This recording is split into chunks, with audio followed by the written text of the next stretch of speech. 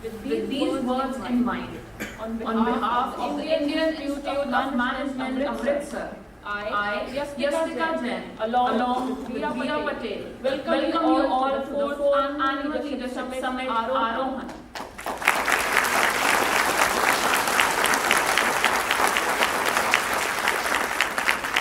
Aarohan is an innovative convergence of seasoned industry veterans and aspiring managers.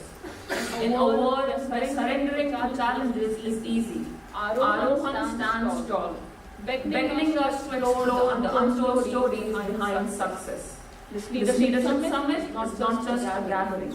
It's a dynamic platform where leaders reflect on their journeys, sharing invaluable insights that transcend triumphs and delve into the grit that fuels their ascent. Aarohan encapsulates more than leadership. It encapsulates a philosophy where responsibilities are not merely shouldered but shared, and success is a collective endeavor.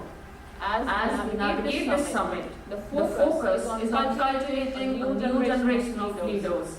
Individuals who don't just manage but inspire, who don't merely navigate the market but shape it.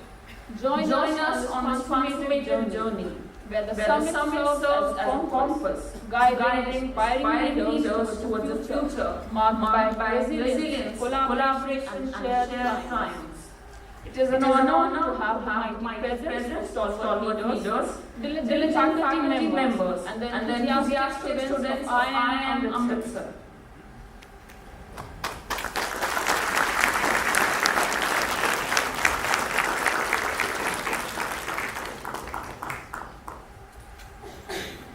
As we come together for this special occasion, we celebrate not just knowledge and wisdom, but also the spirit of enlightenment that guides us forward. Light is considered as a symbol of auspiciousness, prosperity, and abundance. Light brings brightness with it and removes the darkness. Light makes it possible to see things clearly. So, in the name of Goddess Saraswati, the goddess of all knowledge, I would now like to request the industry leaders and our esteemed faculty members to enlighten the lamp of knowledge.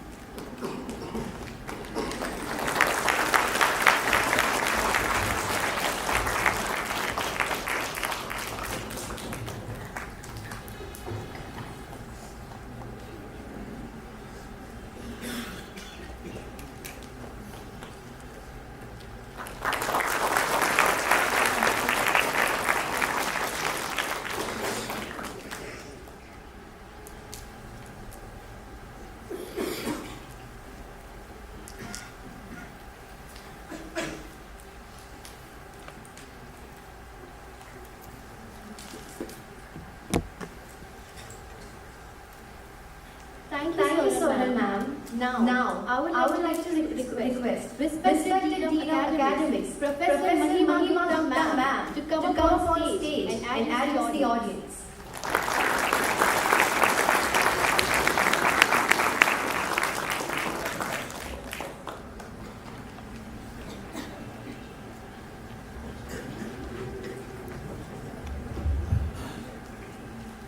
Very good morning to everyone. On behalf of my director, Professor Ganesh, I would like to extend a warm welcome to all of you to the 4th Annual Leadership Summit, Aarohan 2025. A very special thank you to the distinguished guests for taking time out of your busy schedule to be with us today.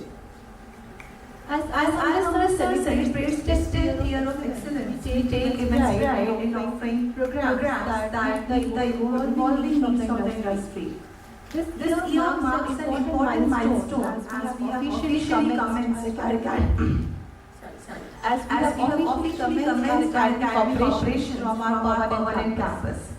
In addition, IIMAm is also embarked on the journey of international accreditation, that is ASCSP accreditation. It's a prestigious international program that will further strengthen the credibility and robustness of our programs. That would eventually benefit all our stakeholders. At IIMAm, we are deeply committed to the holistic development of our students, provide various platforms throughout the year, bridge the gap between industry and academia, and our such thematic conclaves are testament to this commitment. Strengthening industry engagement is a key strategic priority for us, and we are in the process of establishing an industry advisory board. This initiative will further foster the continuous dialogue with industry experts, and we will look forward to your involvement for the alignment of our curriculum with industry needs. Today's leadership summit addresses the crucial theme for the leadership in today's time, that is risk, reward and resilience. We believe that experience is the best teacher, and we believe in the power of experiential learning. And today's event offers a unique opportunity to learn from the leaders who are navigating risk and rewards in real time. We look forward to hearing from you the strategies which are being employed to manage challenges such as cybersecurity risk, workforce redundancy, and many others. How do you take steps and further enhance the resilience of the organizations? Once again, I extend my heartfelt thanks to all of you for being here today.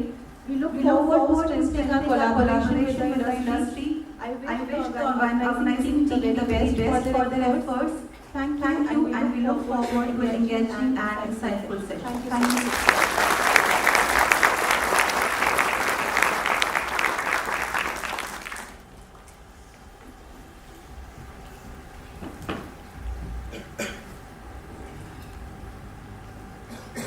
Thank you so much, ma'am, for putting your valuable words in front of the audience.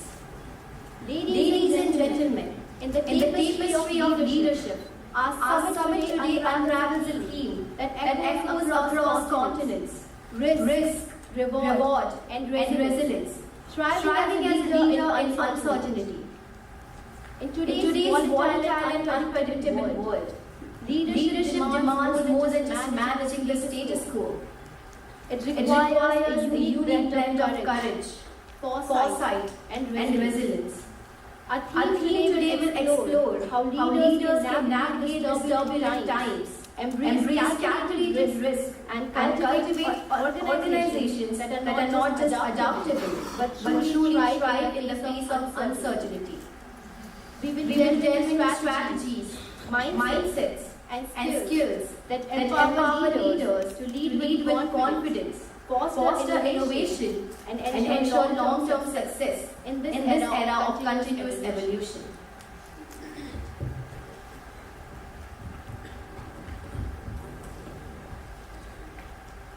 Without further ado, let me introduce the first speaker for today's event, Mr. Ganesh. Mr. Ganesh is Managing Director of Page Industries Limited, which is a listed company with a market capitalization of over 555 billion. Page Industries is the exclusive licensee of Jockey International USA for the manufacturing, marketing and distribution of the Jockey brand in India, Sri Lanka, Bangladesh, Nepal and the Middle East. Page Industries is also the exclusive licensee of Speedo International Limited for the manufacturing, marketing and distribution of the Speedo brand in India. Mr. Ganesh has close to 3 decades of experience in various leadership roles across operations, sales and marketing, HR and project management with reputed Indian and multinational organizations in India and abroad. After a Bachelor's in Science, So complete secretaryship, and there's also a master black belt in Six Sigma, awarded by Omnix USA. Certified lean practitioner from Outpost Dosakai, Japan. Certified by International for Competency Mapping and Development. He has also done his leadership development program with MDS USA. Program on macroeconomics and globalization by Henley University. Business simulation by STEL. Business strategy by INSEAD Singapore. And many more. Now I would request Sir to come up on the stage and address the students.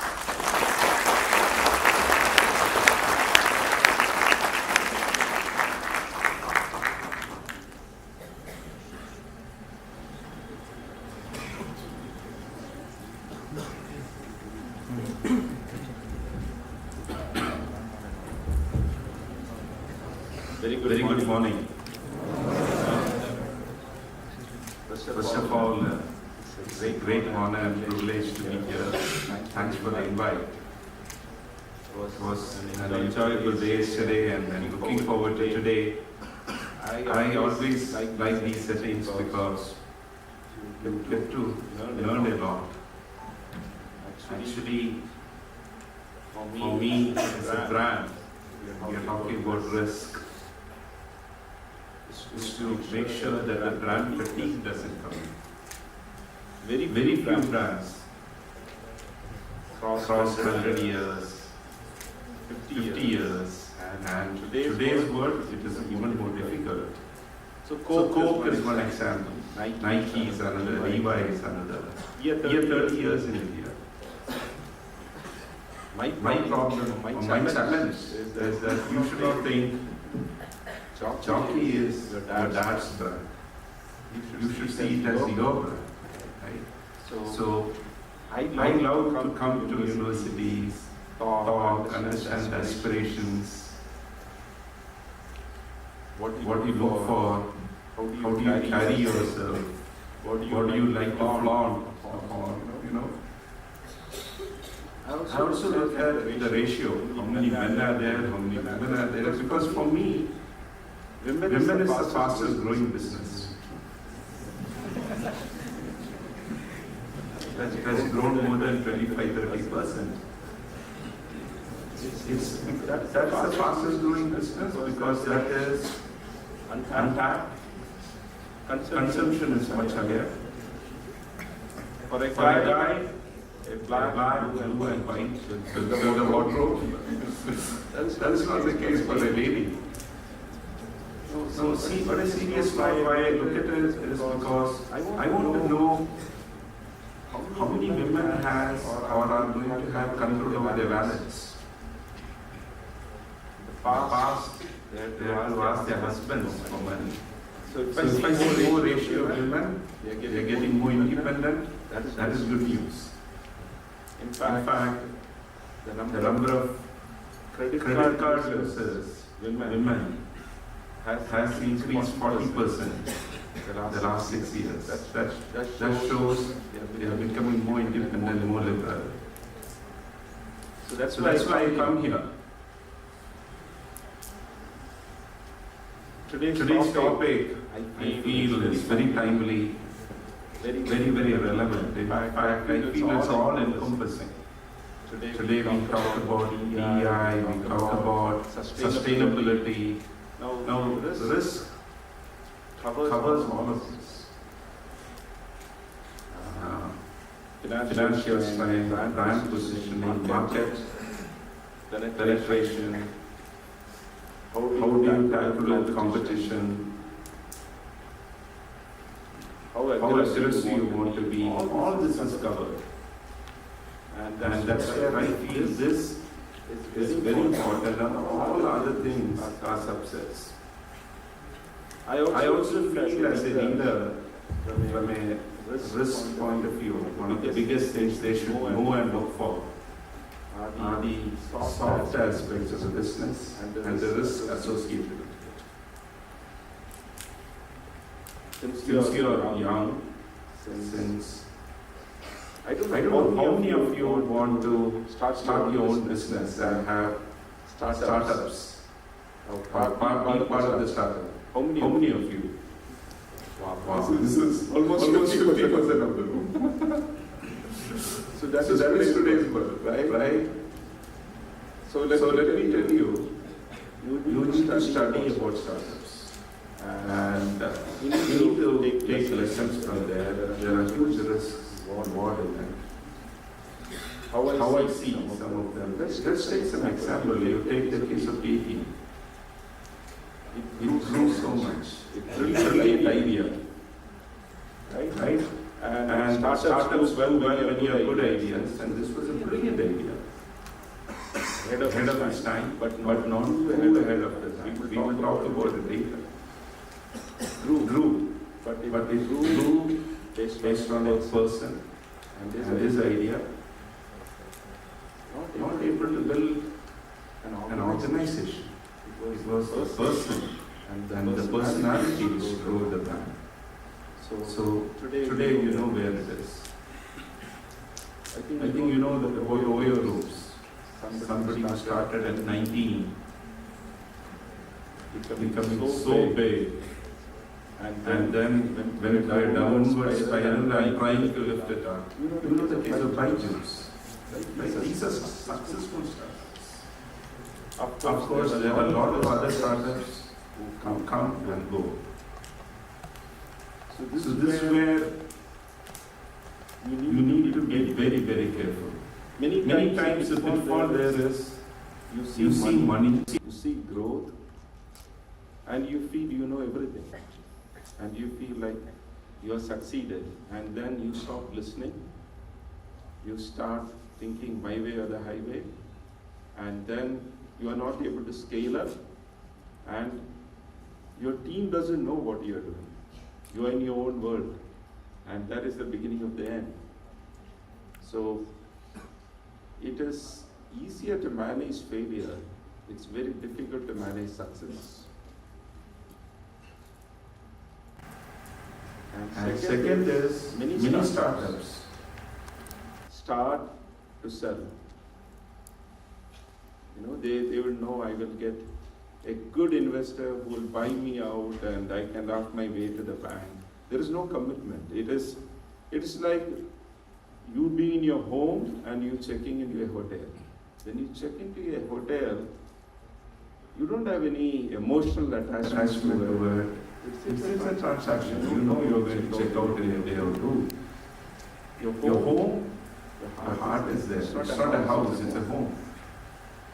Many startups don't believe in. They have a good idea, but the big idea is how can I look at market capitalization? How can I look at valuation so that I can sell it to somebody else? As they say, the fish always rolls from the head, never from the tail. And if you have a startup with the head, things like that, it percolates down to the tail in no time. Your employees will be much more less capable or less passionate about the company, and then you won't get the valuation you're looking for. So, if you are looking at starting your own business, I think you should understand not only the other risks which you learn in the textbook, like Pestel analysis. How many of you have heard of Pestel, by the way? I think everyone. Okay. Okay. Since we spoke about Pestel, let me tell you. How many of you have heard of COSO when it comes to risk? COSO. None? Okay. If you want to get into risk, COSO is something you should know. It's a COSO framework. COSO's framework talks about having. So I take a few minutes to explain since it's very important for you to know this. COSO framework talks about having 3 levels of defense. Have you heard of the 3 lines lines of defense and risk management. So the first line of risk management is at an operating level. You may have your sales team on the ground, knowing what the competition is doing, what the distributor is up to, or whatever.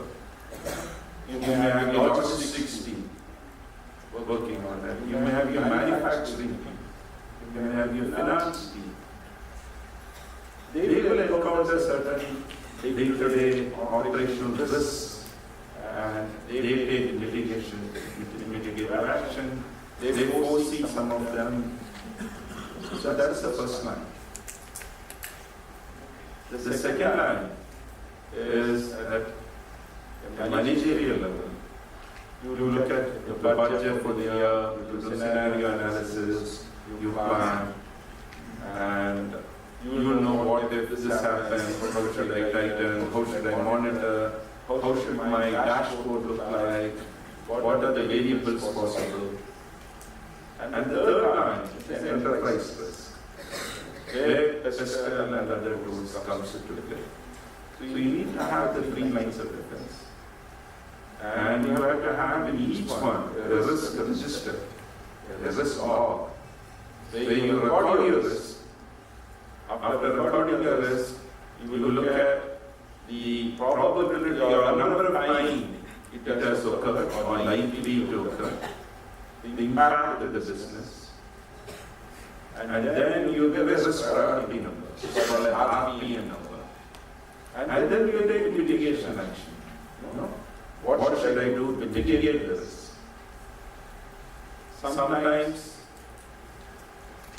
not acting on it is also a solution, but at the end of the day you have to take those decisions, and you will know how to delegate, what you should do yourself, what can be given to your subordinates, what has to be outsourced, what can be ignored because the probability is low. But some of it may have low probability, but high impact. So based on this, you create a heat map and work on what needs to be done. And that's how you create your cockpit.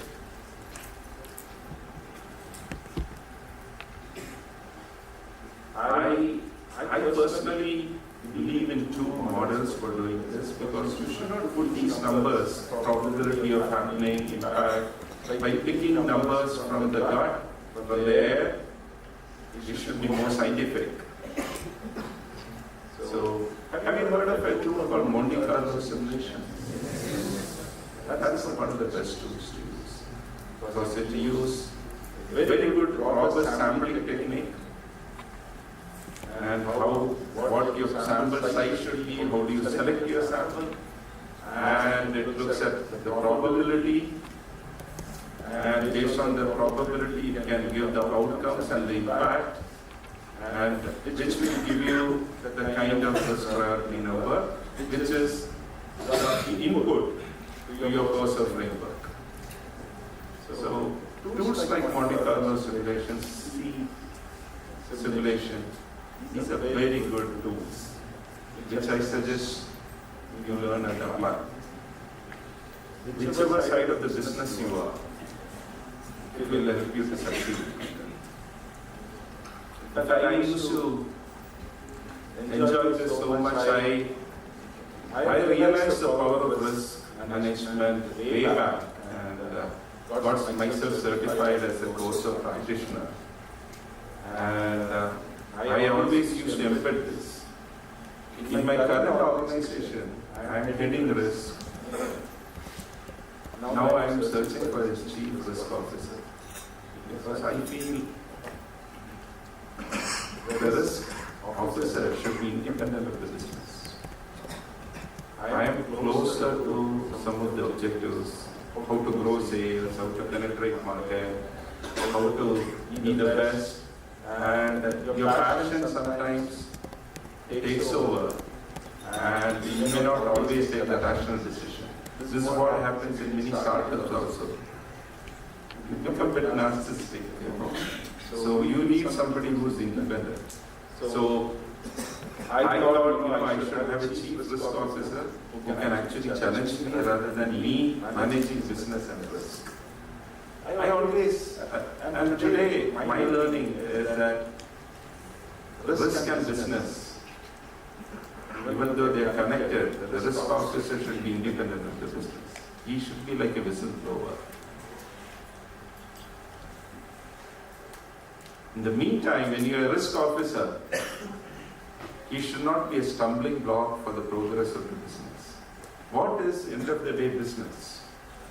You have an idea, you have a business risk, your reward is linked to risk. If you are risk averse and you want a zero risk, you can't do business.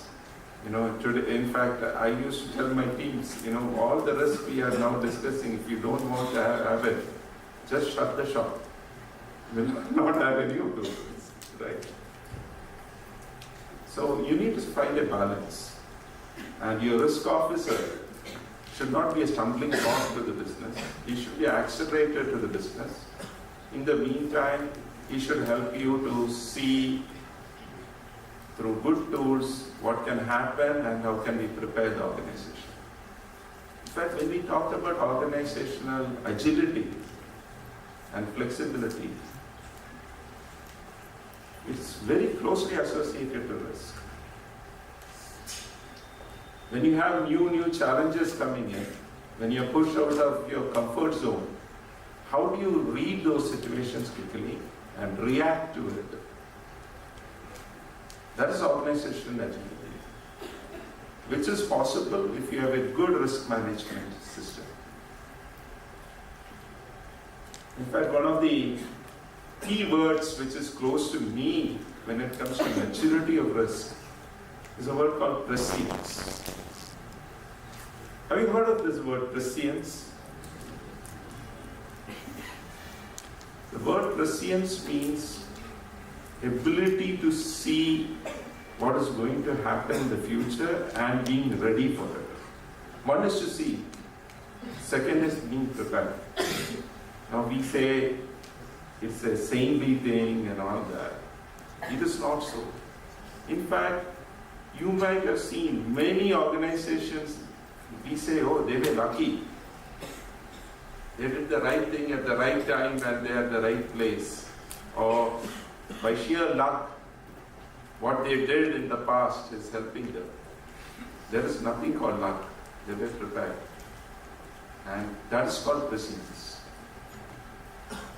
See, successful companies, leaders were visionaries who were always prescient. You take Amazon, Ms. Bezos. When he took books and when he actually was one of the first guys to see the potential of e-commerce. When internet penetration was low, the cost of data was high, he knew it is going to change and the commerce is going to change. And the book was just a pilot. Yeah? That is prescience. Ahead of the time, but not too ahead of the time. Just before the wave. And he was able to ride the wave and change the industry. Yeah. From books, he moved to other categories. And that too was a pilot.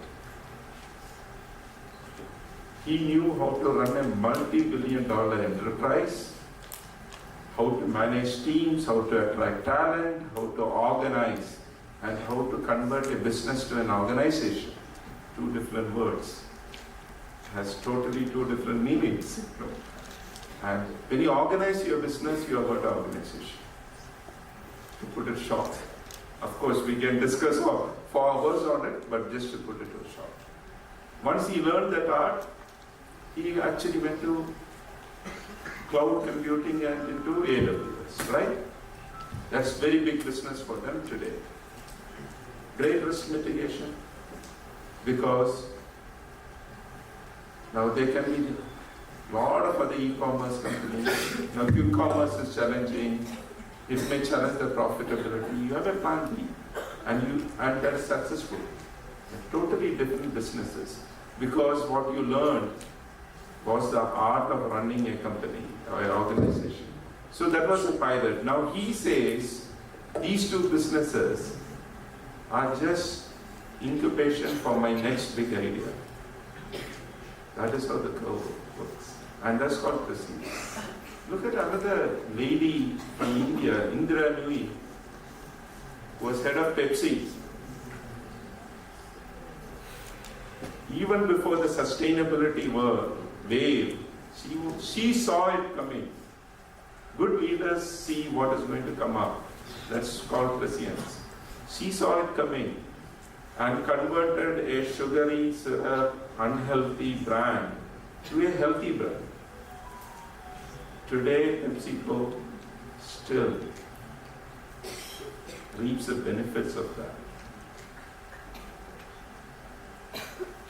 Barbara from my industry, she's a lady who invented shapewear. A brand called Spanx. I don't know how many of you have heard about it. Multi-billion-dollar brand. A lady who found the need for a shapewear, not getting it, seeing a market potential, working on it. All these people were ahead of their time, but not too ahead of their time. Because if you're too ahead of it, your business sometimes doesn't survive and cannot sustain for long. So you should be just in time. All of them did an amazing job in what they did. Another great leader whom I admire and follow is the ex-CEO of Indigo, Aditya Ghosh. He actually was helping Indigo to get funded, and he was outside. And when he got into Indigo, Indigo had some 80 flights and some 5,000 people or something. And it was a small business. He made it transformational. One of the most profitable airlines globally. Best track record, on time, all the time. Highly efficient. Yeah. I was telling yesterday while having dinner, this is one industry. I think you all know Virgin Atlantic, right?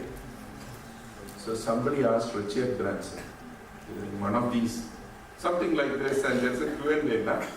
Somebody asked, sir, how can you be a millionaire? And Richard Branson said, it's very easy to be a millionaire.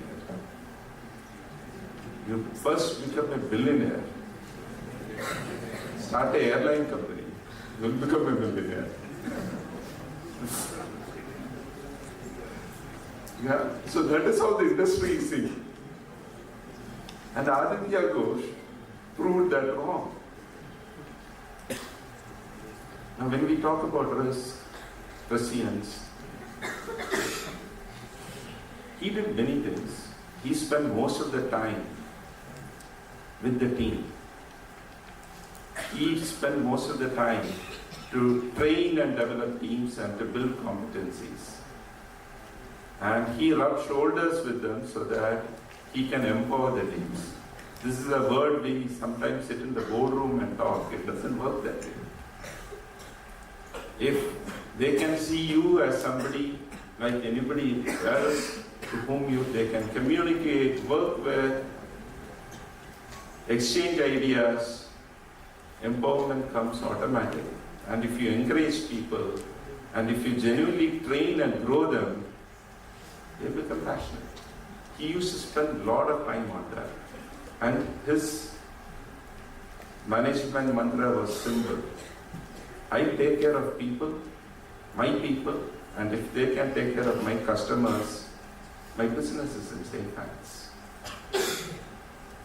He knew there are going to be less pilots than the aircrafts in the industry. When he saw the bookings done by him, his company, and the competitors during that time, when Jet, Kingfisher, all these companies were booking so many orders with Boeing and other companies, and he knew there are going to be less pilots. And in fact, it's interesting, I had an opportunity to meet him at that time with one other big gentleman in the stock market called Rakesh Jhunjhunwala, who actually started another airline, which of course it's not doing well. So when we were all having dinner, Aditya was telling me, and I said, Aditya, how do you see this panning out? How do you see the impact of this to your business? Are you going to get pilots from Russia and other places? I said, no, that is not going to be the only thing. It's going to be the salaries are going to go up. Demand supply. There is a high probability of collective bargaining happening. There can be disruptions, there can be strikes. This is all what happens. And he actually created a Gurukul. Even today, Indigo's one of the strongest pillars. I feel their core competency is training and development, not airline. He created that, and 1 out of the 5 junior people started becoming pilots. 4 out of 5 pilots became senior officers. 1 out of 10 senior officers became captains, and all internal. Nobody, in fact, 95% of the people who get into these ranks in Indigo are from within Indigo, not from outside. And there are so many people, you talk to the associates, so many people who say, I joined as a trainee, I never thought I would be here. I never dreamt about it. And that is what made it a profitable company. He had the least attrition in the airline industry when there was a recession between 2011 to 2015. Least attrition. And he didn't give a rupee increment to people because he couldn't afford it. Think of a leader who was able to manage his team, the team willing to die for him without increments, working for 4 years. That is where I said, when you talk about risk, not having such leaders is a big risk. The softer side, which no course or framework can talk about, no Monte Carlo simulation can talk about. That skill is what is required.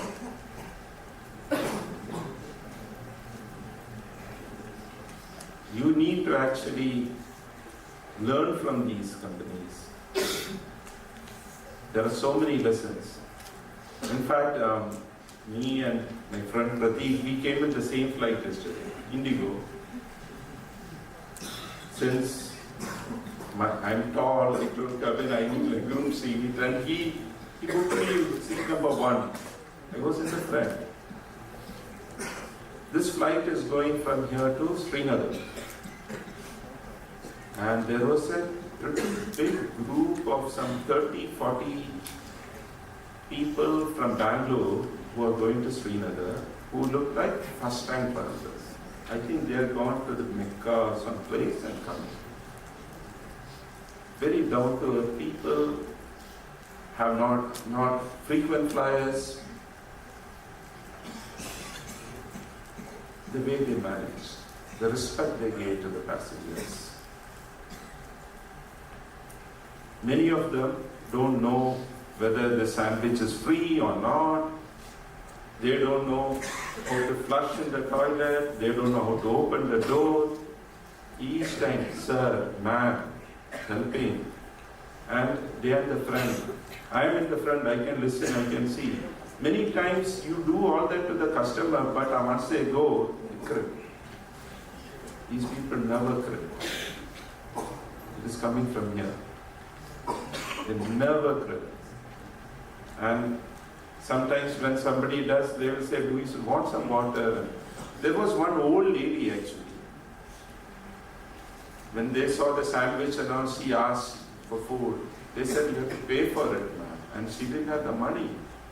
Then she spoke in Kashmiri, which they didn't understand. Then she just put her tongue out saying, I'm thirsty. She said, can I offer you water? And they offered her water. Old lady. And usually, first row, this extra legroom space and all, everybody have pre-booked food and all that. Including me, we were all having our peanuts or sandwiches or cashew nuts and stuff, and she was sitting in the middle amongst us. They both went to the front. They said, we can share our lunch. Can I give my pack to her? And the hostess gave her pack, lunch pack, to that lady. Now this is what makes Indigo a customer-friendly company. And that doesn't come only from the CEO. It comes from down the line.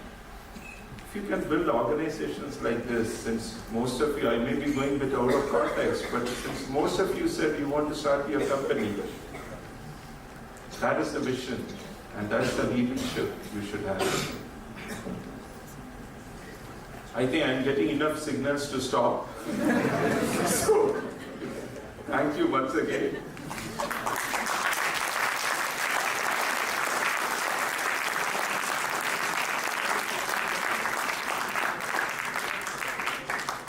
It was a pleasure being here and wish you all the very best. And if you have any questions, I will be more than happy to answer.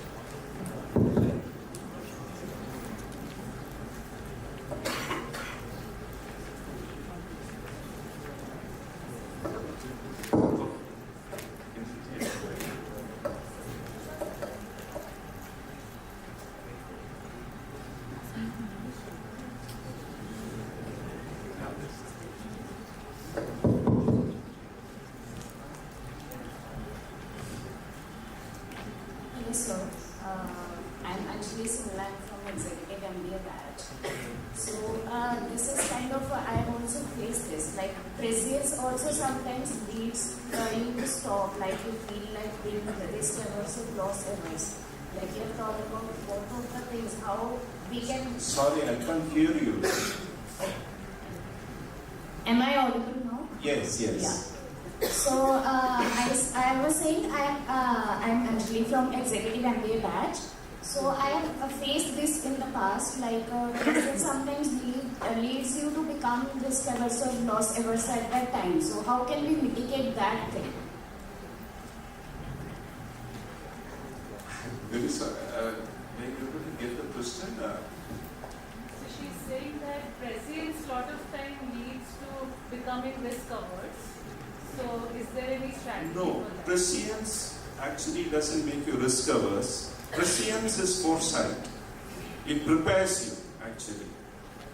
What makes you risk averse is being too obsessed on risk. See, you need to have again, there are scientific tools to map how much risk appetite you can have. And your business should calibrate to the risk appetite which you can have, or the risk tolerance you have. Now, why I said there are tools is it depends on the kind of business you are in. It also has a softer part of it, that is the mental makeup of the promoter who starts a business. You know a guy like Richard Branson or Elon Musk, you know their personality, right? How flamboyant they are and their lifestyle, and they don't mind putting all their profits, which they might have got in 5-6 years without any reserve, to new businesses and take risks. And that is what actually drives them. And they tend to attract people similar to them. So that is a company which has a high tolerance to risk, have a good appetite for risk, and want to be always game changers. Somebody who can do automobile to space. Yeah. and there are companies which may not go to that extent. So that is the other part of it, So it all depends on the risk appetite you have. So the promoter, the business, the money you have, the cash reserve you have determines that, If you have a lot of reserve, you can take risk. If you don't have money and if it's hand to mouth and if your cash flow is an issue, you can't take much risk, And then geopolitical situation. Are you in the right place at the right time? Today, sitting in India, you can afford to take more risk. And every risk has opportunities. And every opportunity is also a risk. So with the kind of growing economy, the middle income increasing, it's a great consumption story which is going to happen. And therefore, if you are trying to serve that huge consumer base, the chances of success are so high, you can take more risk than being the museum of the world, that is Europe. So it all depends on these aspects. Thank you, sir. Good morning, sir. So my name is Ritu Bhash, I'm from the MBA batch. So you said about prescience, right? Now, if I'm not born with foresight, sometimes you've got to develop through various practices, right? So if you had to suggest some ways that you can develop foresight and prescience, what would they be? Well, nobody is born with foresight. This requires the art of how do you look at things, with what perspective you look at it, and what's the outlook. Now, when they say, sometimes they say when you want to study a subject, there are 1,000 things as you go deep into any subject. Actually, you need to understand the principles and all the formulas, everything you will understand faster, instead of trying to mug it up. That kind of a mental makeup if you develop, and if you can scan things and connect the dots well, you will be able to see things better. Now, if you ask me, I spoke about some of the risks, like, can I be relevant to the market? Now, the other risk I see is, we don't make a high-tech product. My industry is not capital intensive. Somebody with 50 crores can build a factory and give me stiff competition, because the sewing machine with which I stitch the product, one sewing machine, is actually cheaper than one of those computers. Yeah, so that is the low entry barrier, right? And we are the leaders in the market. So we are actually shown the potential and shown the way for others to come. So that becomes a risk, right? And then staying relevant. So I need to be sharp on my game. That's the risk. Or even if I look at, since we talked about IT, of course, I have a CISO, all that is there. But while they think about it, when SaaS becomes as a model and has become, the risk associated with it. It's a big risk. Today, my IT cost for the last 4 years, CAGR, is much higher than the CAGR of my business growth. Because they increase the price year on year. Even if you talk about a long-term contract, what they do is they will rechristen their product, they will put a new name to it, a new model to it, and say, we are stopping this, we are migrating to that, and you pay me more. So for me, the risk is if that is growing at 20% and if my business is growing at 10%, and that is happening. Now, what are the mitigations you can do, and how can you catch this trend early? How can you connect the dots? That is where prescience comes, and therefore what should be your IT strategy be like? Now that doesn't mean you should be outdated and be far behind of the competition. If you are a market leader, you should have the technologies, systems, everything which is ahead of us. Right? So that is what is required. So prescience come with that attitude. Nobody has foresight when you are born or something. So thank you, sir, for your valuable insights from your vast experience. So you talked about the having a CRO, the Chief Risk Officer, and its independence that need to be. So, sir, I would like to ask that how we can sustain such a structure in the long run when we can see particularly that there are influences or the structures can be easily influenced in today's tenure. So what roadmap or particular plan would you suggest for that? Okay. Very interesting. So there are again various layers to it. Now the CRO actually doesn't only look at the process controls and things. In fact, no law requires me to have a CRO. In India, many times, all this is done when the law is mandated and to get a tick in the box.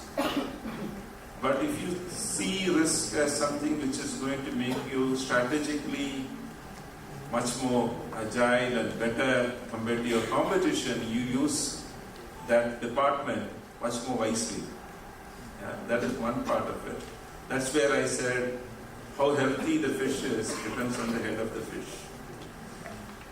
But when to come back to your specific on the CRO's job is therefore not only to look at what the internal auditors or the external auditors when they do the audit and say these are the things in the process, there's no maker checker, there are loopholes.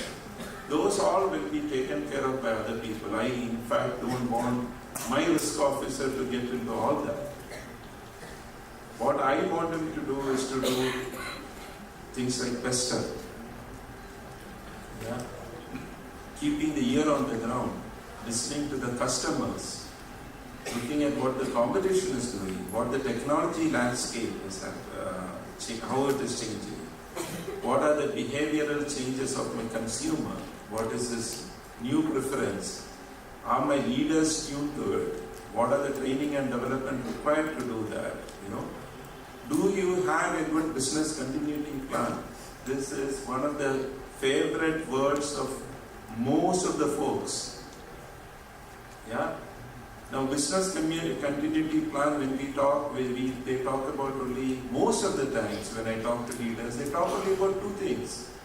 They talk about IT, and they also talk about if one of their core system is down.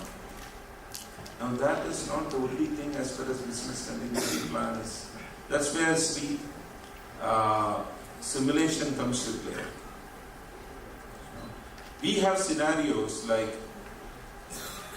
there was a water crisis in Bangalore 2 years back. Many apartments were struggling. That was a wake-up for us.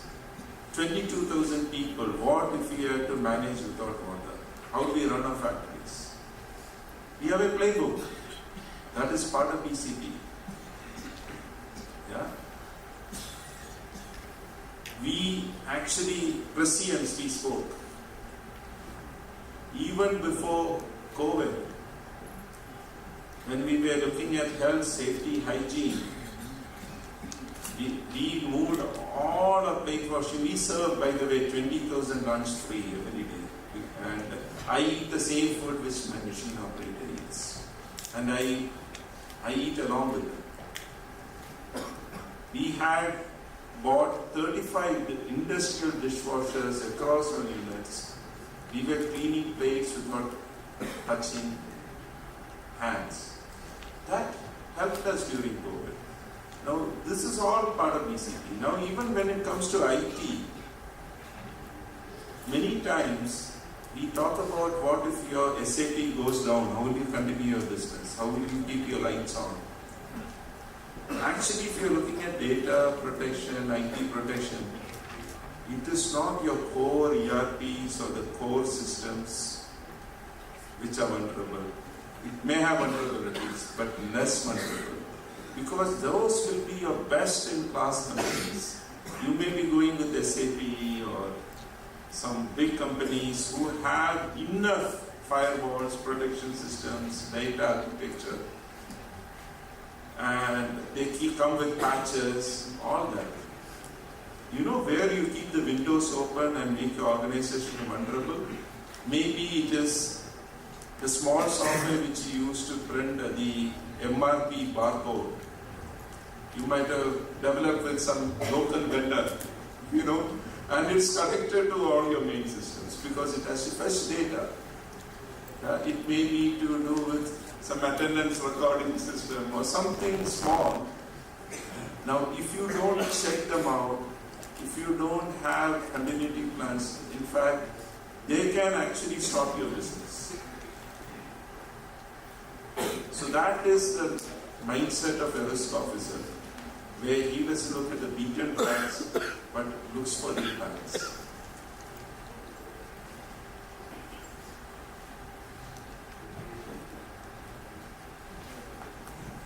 Thank you so much. Thank you once again.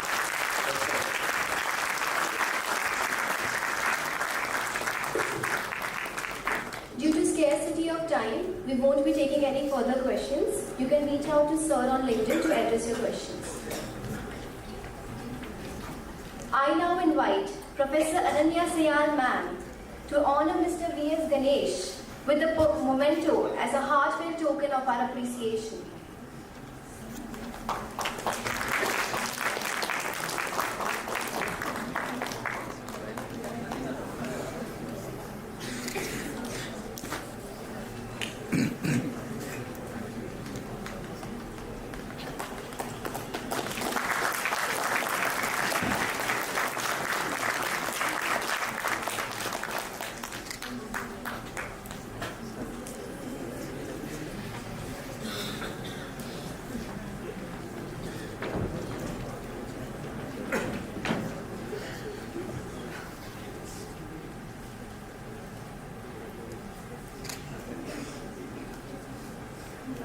Moving forward, let me introduce to you the next speaker of our day, Mr. Felix Jeffery.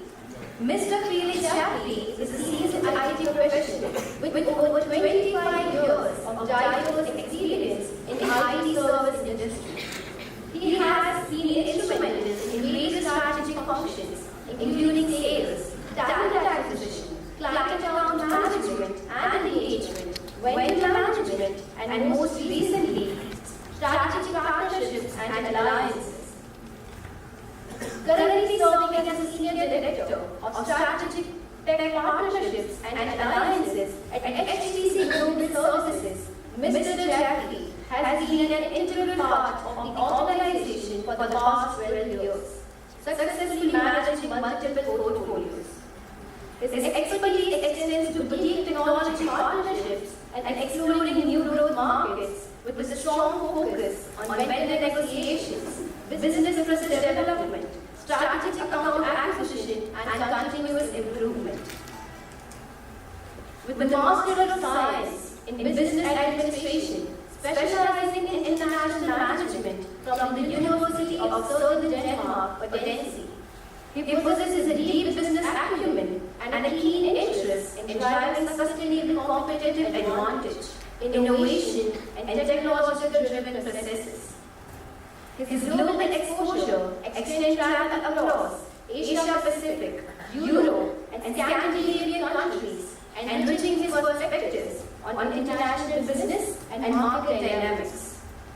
An entrepreneur with a go-getter attitude, Mr. Jeffery is known for his ability to foster meaningful partnerships and leverage technology for business transformation. In addition to his professional pursuits, he is an avid traveler and has a strong interest in target shooting and continuous learning. I would now request Sir to come up on stage and address the students.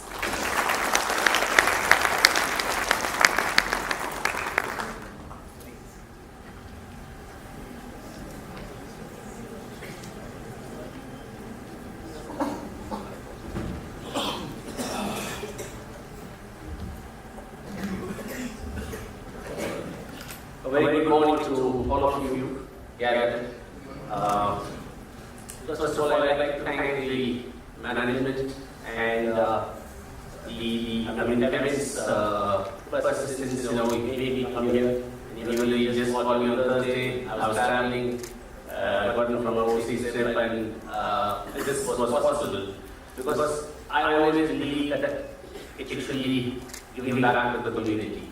So one of my objectives, or rather, whenever I could have a chance, I try to go and connect with the future people that are going to be the next managers and startup owners and all of that.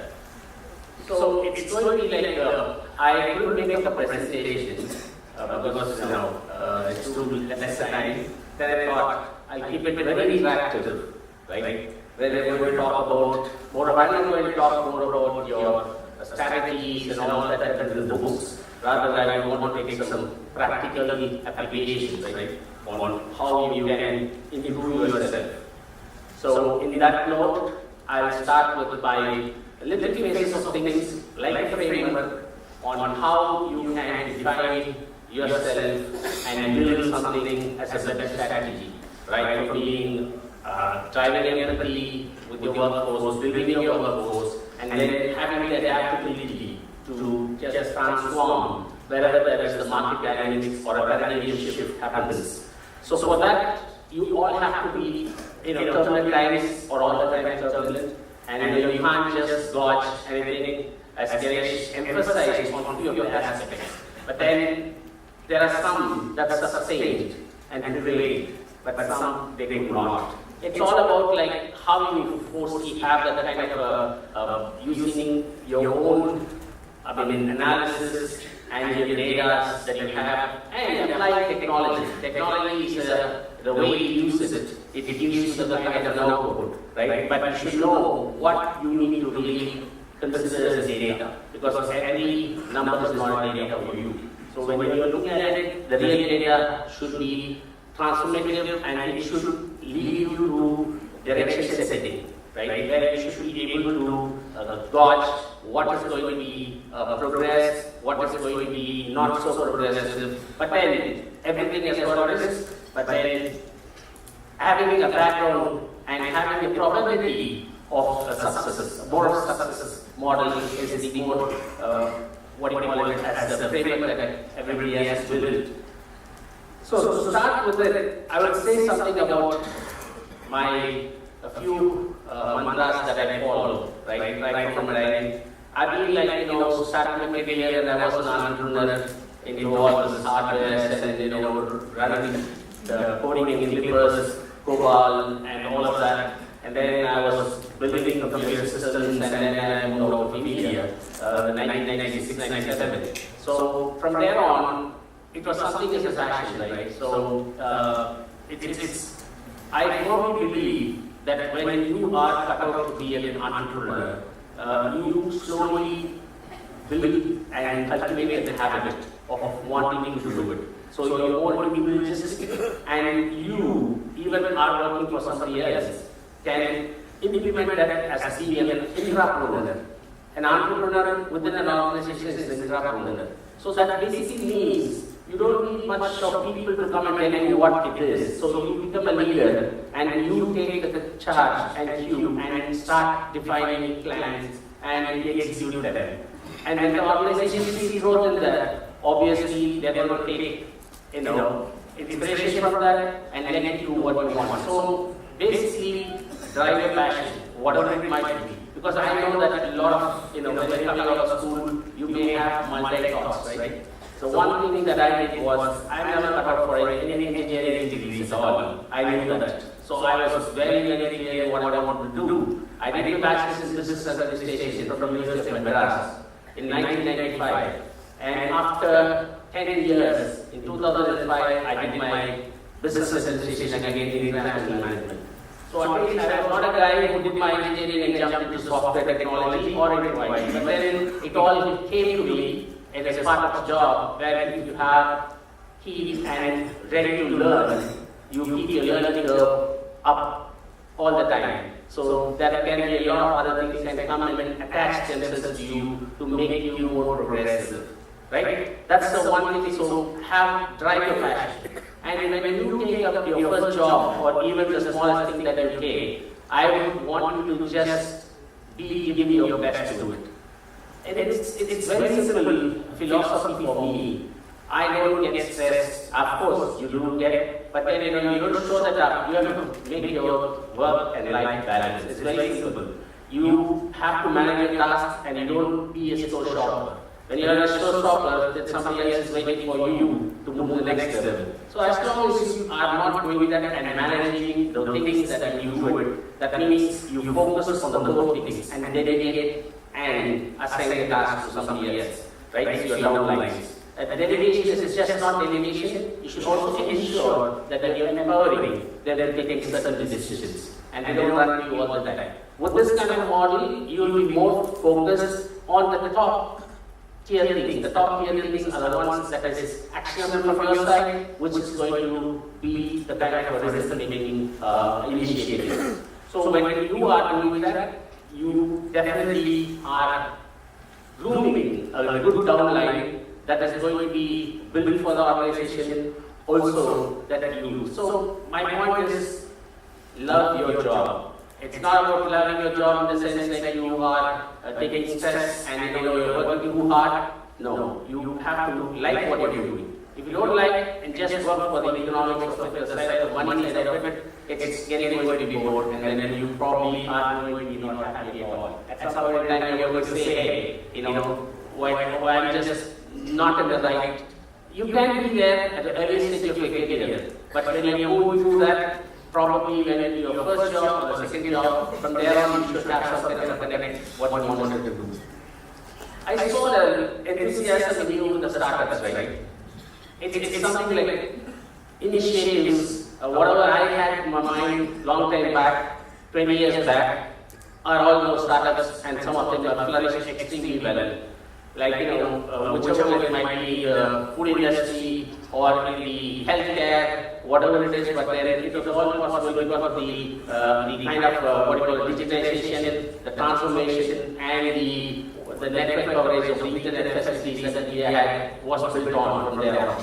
So each thought process that you have to iterate it many times. Just don't do something just because you wanted to pursue it and somebody else is doing it. You need to see what is it that you're going to create, what is the value proposition that you're going to create, and what is it that you are going to be having as a USP. Right? When you have a USP, you have to think multi-times about your USP. Right? What is my USP? Who are my competitors? Who are my very close competitors? Who are my threats? Right? I mean, this is what analysis can be help for some extent, but then you have to really think about how and is this plan going to be successful. If you think there is a 60% chance, put that as a value. If you think about another initiative, there is 50%, put that as a number 2. But don't run beyond 2 or 3 ambitious plans and try to drive it, because you will fail miserably. So keep your plans one at a time, but then you can pursue the max to max and then see which falls well, right? So that is how you build your mission, and also you want to drive what you have really thought about, and that is what, or else you will get diverted, and you will get diverted and you will just going in a different direction which you never ever wanted to do. So keeping your proper direction, that is right from time one, day one, is very, very important. Choosing the right one, right? It's now, you have heard about the out of the box and all of that. But I keep saying, you are thinking beyond the box. There is something thinking out of the box and all of that. It's problems are there, or rather the solution is there, but then you are thinking beyond the box. I've been a very avid fan of, initiating a lot of initiatives for my organization, like, the talk-about cloud, the hybrid, the multi-cloud, the hyperscalers that are in the market, right from your Azure, AWS, and GCPs, right?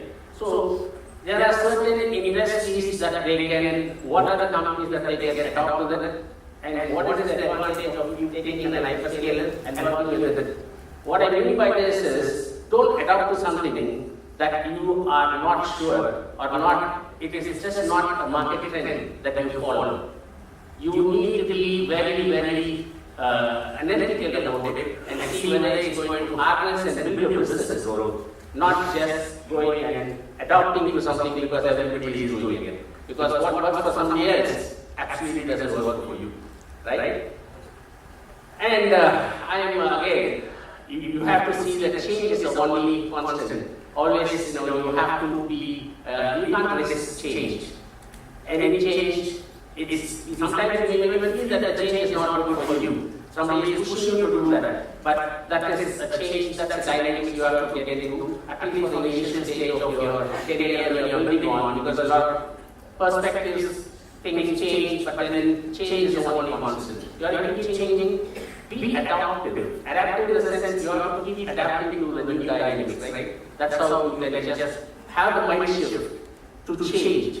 Don't resist change. Resisting change is very easy to do, but there is a reason for the change to happen and you need to adopt. And I have something on the innovation side of it in my organization. During COVID times, I've implemented it. It's an innovation and process improvement, I call it. So it was an initiative on my side. It is called Eureka. You know what's Eureka? Yeah. Who is the behind Eureka? Architects.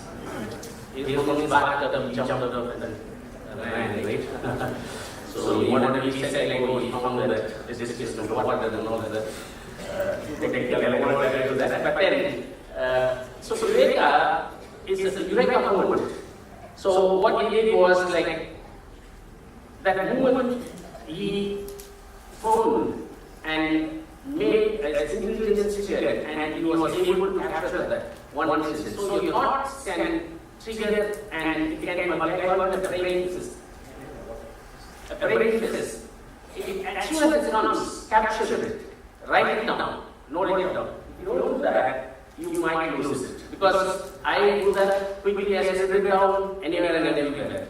Because your thoughts are there, and then once your thoughts are there, it's for some good reason. But you see that, deliberate, contemplate, if it's not a good thought, leave that out. But then at least capture your thoughts and take it in show. So this Eureka, the purpose of Eureka was, in COVID, everybody is at home. I said, Friday afternoon at 12 p.m., everybody joins this call. Everybody was happy to do it virtually. So everybody joined this call. This idea of this call is, any team, I manage IT teams, I have teams from the analytics teams, and everybody can participate, other departments also. The top guys going just more is interested. It's open to anybody. It's not for the manager category, or it's not for the guys who are like with the tendency and the destination or all that. Anybody can participate. All you need to do is ideate. Ideate is the one thing that you need to do. Look at what is your processes that you're doing at the moment and how you could improve that to the next level. That is, without the automation, doing the repetitive things, whatever you're doing, how do you make it more quick, fast? And then also critical thinking. Critical thinking is about, am I doing the right thing? So when some people are just given a mundane task, they then interested in doing it for the heck of it, right? I mean, they don't even, because somebody told them, hey, follow this, go to the Excel, do this, everything. And that becomes so big. And why do I need to do it? Can I not find a better way to do it?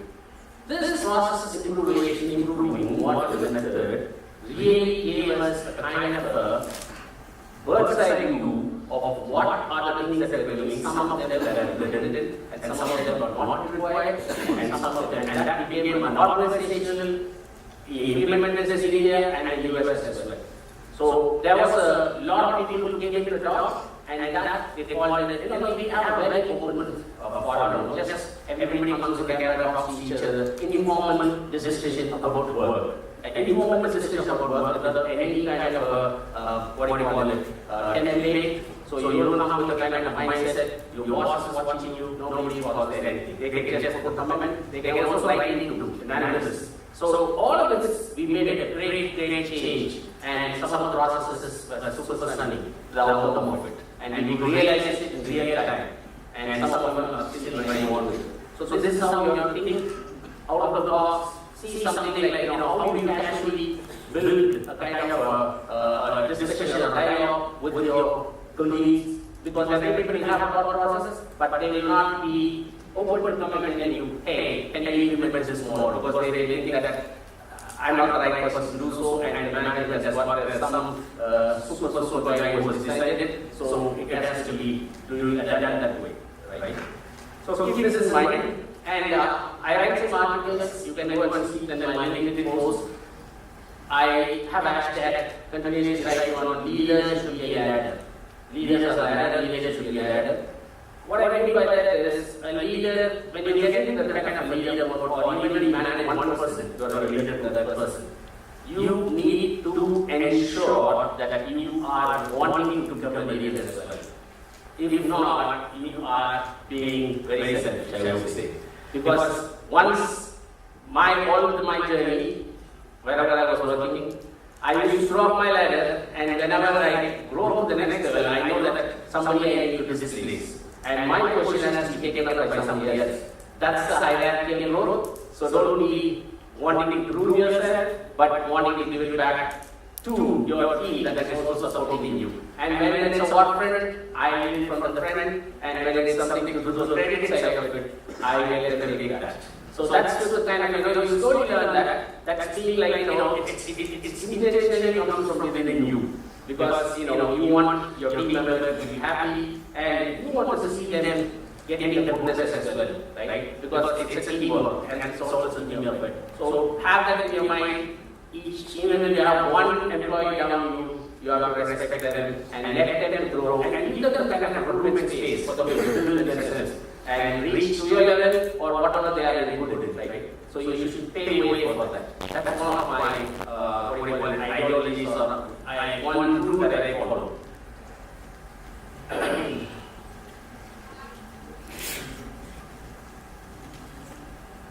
Now, see, this is meditation and, persistence and all that they spoke a lot, and from his perspective, it's very, very interesting. So, but what I would say is, beyond all of that, the data that he spoke about, very, very good analytical tools are there. But you could also look at the historical data, right, and the predictive analysis.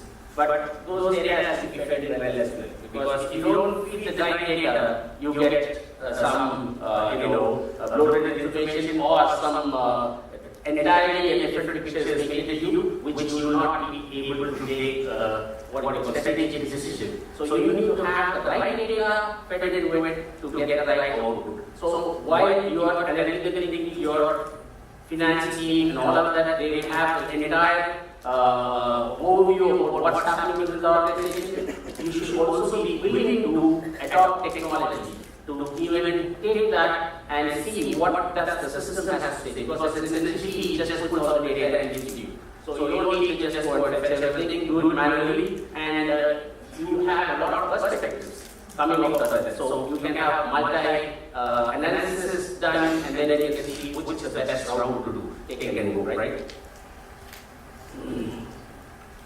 You have a lot of things like IIMAm and all of that, which you can take up, and the reinforcement learning from human feedback, RHL, which is like, you can, I'm sure that all of this, So, one point, I'm just getting back to my earlier topic, this is relevant that I just left out that. When you are entering a market, a new market, I put this like this, this is a theory.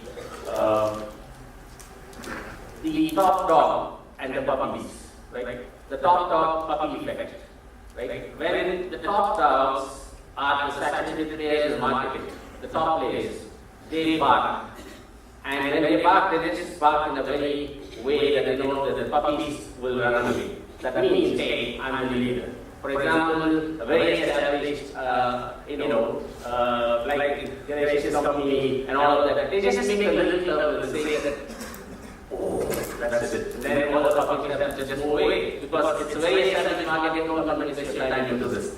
So, but you have to understand, what do I do better, or rather, what can I do to have a kind of competition? If you're trying to do a similar kind of business and create a sustained competitive advantage. So that's where my focus was. Everywhere wherever you do, you have to create something as a unique selling point. And it was talk about the puppies run away. And telling me that they are setting dividends. They are setting dividends for you not to enter it, so that they don't see much of competition. Right? That's how they avoid competition as well. Right? So don't be scared about the competition, but if you have a genuine idea and if you feel that the idea can be translated into a business proposal, then you should dare. You should just take it and go with your very analytical thought, and there should be a kind of absolute determination in making the outcomes top for this, right? So you need to do that. And cost optimization, right? I mean, everybody talking about cost optimization these days. Cost optimization, right?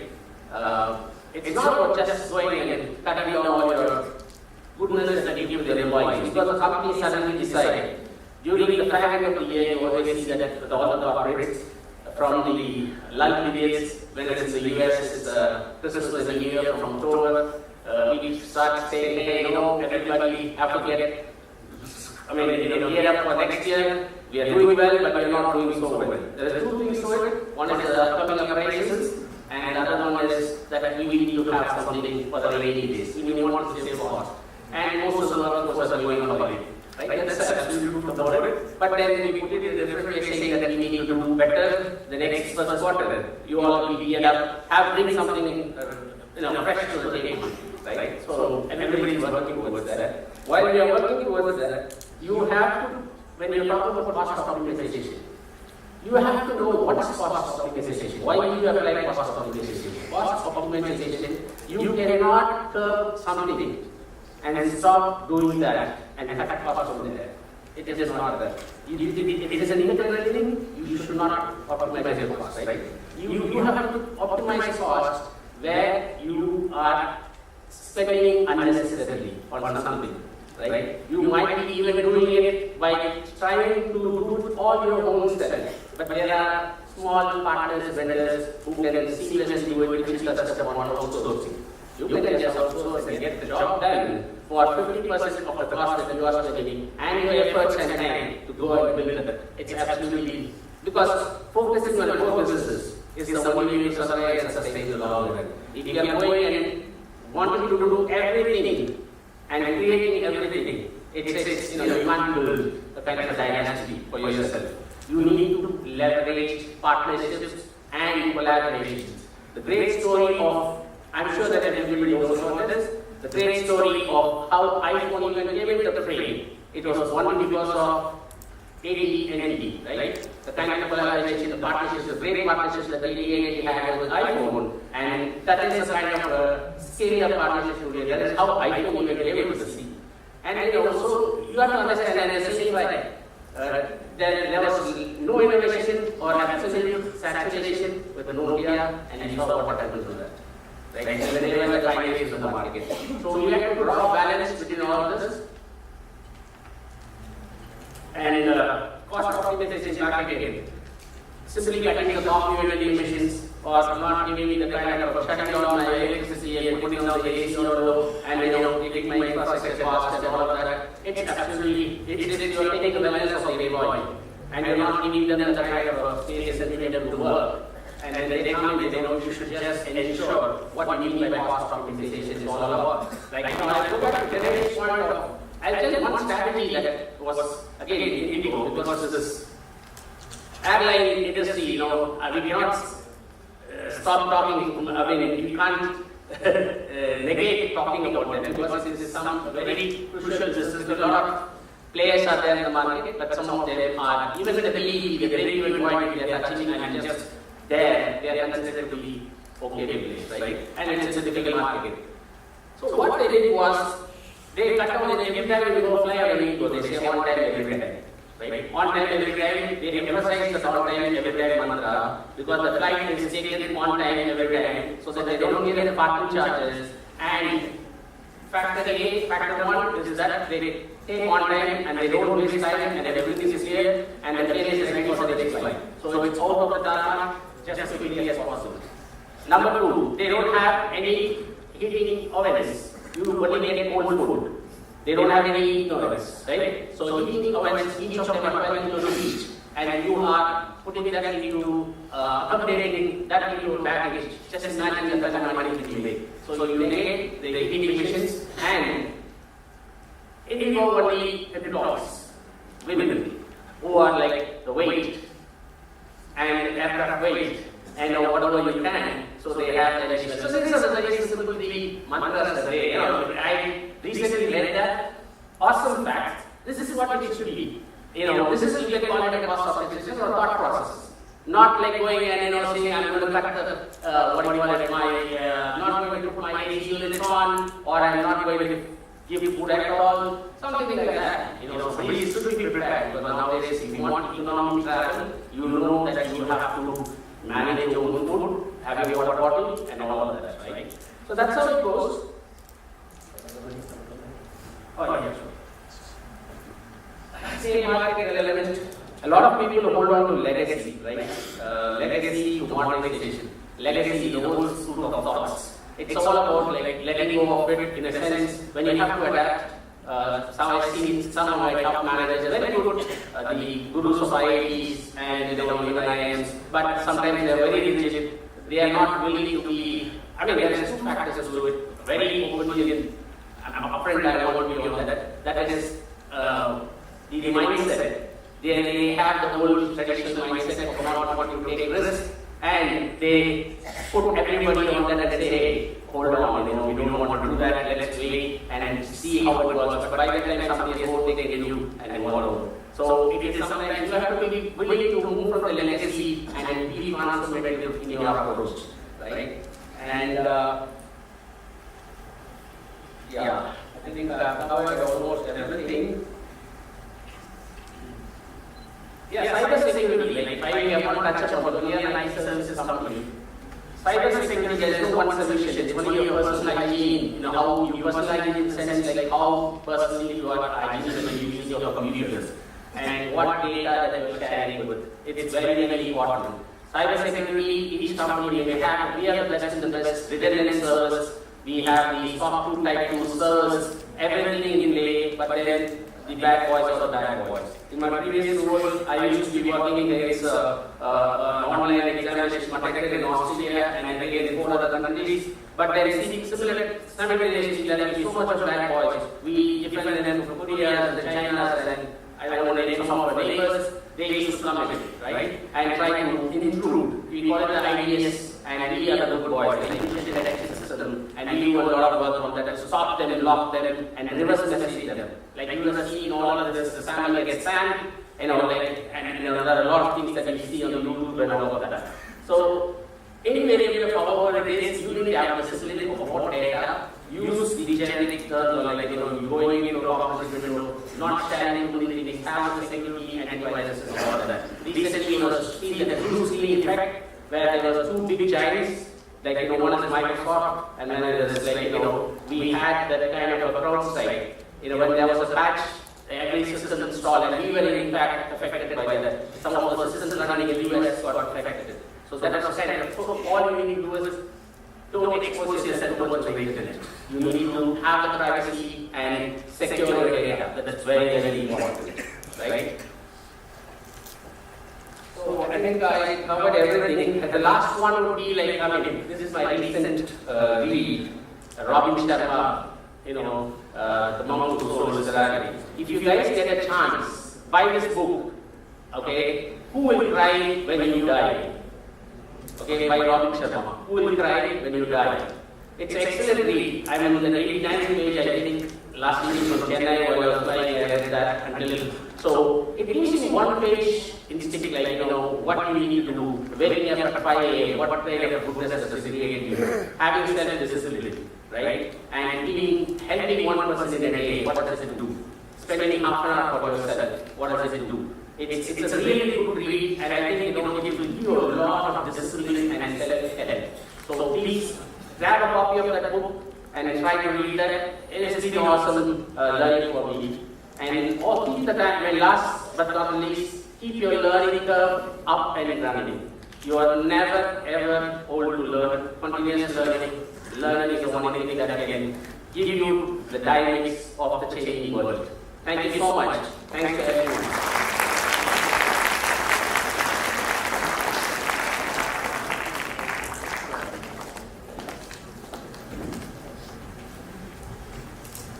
Now I would like to open the floor for questions.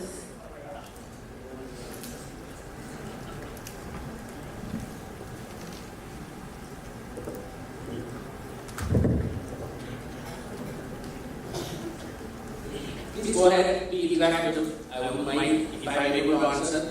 If I am not, then it's okay. I can learn.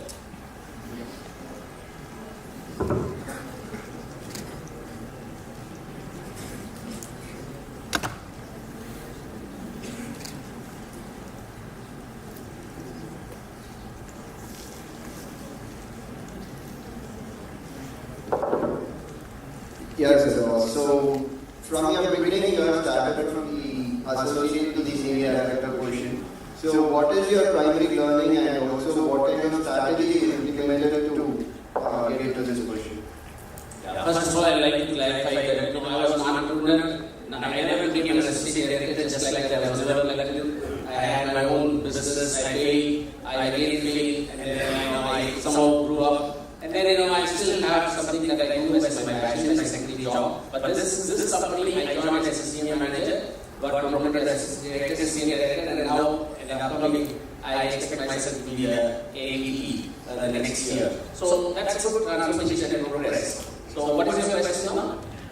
So what kind of strategy is implemented to get you work, right? Work, there is nothing that you do to strategize and get your promotion. You need to be just doing your job, right? And you need to be, your bosses have to be appreciative of what you're doing. But sometimes you need to fight for the, whatever the right is. Because what you want to express may not be there in the scheme of things or the thought process. But for me, I fight. I write mails very, very clearly. Even I don't just be subtly. I am very expressive. My bosses know my attitude and they like it. Because I tell them, this is the trend, this is my objective. If you want to go with this, then this is the formula that you need to follow.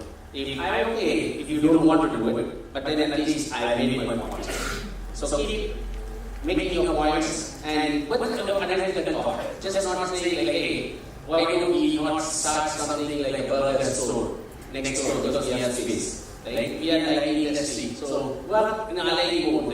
Why don't we expand this partnership? Why don't we grow with this guy? Because now there are a lot of partnerships that are coming. I am now working with all the OEMs like Microsoft, IIMs. I collaborate with them, I travel with them, I go for joint pitch. We pitch to our customers. What you have to do is build your strength by bolstering the partner ecosystem, not just trying to do everything on your own. So that's how you. So have the passion, drive your passion, and love your job. It will automatically take you to the distance. Thank you.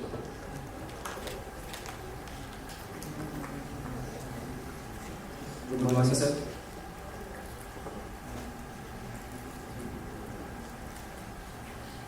Good morning, sir. Yeah. So I would like to ask, how do you prioritize long-term growth over short-term challenges in navigating the business environment? Long-term growth versus short-term challenges. Yeah, obviously you have challenges all the way, right? Even after you mature and when you complete kind of an assignment or an engagement, that's what we call as an outcome. There are desirable outcomes, non-desirable outcomes. While you are traversing through it, you will see outcomes in two prongs. One, you will see hiccups and roadblocks that you have never seen. So you will have to face it, challenge it, but then have the what we call it as the footprint created, what do you need to do as a workflow? That if I have a system chart, what I normally do, even as I scribble my pen, A, B, C, what is it? If no, is yes, this is the path that I follow. If no, this is what I do. Right? So just a kind of an algorithm. If you play with it, you will be able to do that. But short-term stumbles, sometimes, as long as it is not absolutely juggling you off the track, you have to take that because you know you anticipate that. It is something that you will have to walk and go through. Right? Eventually you pass that and become successful by reaching the objective. So the approach has to be very clear, determined, and you have to only think about your objectives. But there are elements that is not controllable by you. That is the market dynamics, things keep changing. But you need to plan ahead, but then still you will have some hiccups while you are going through the passage. Thank you, sir. Thank you. So, the previous speaker had mentioned that a big company may have a lot of money, they have a much more larger risk appetite.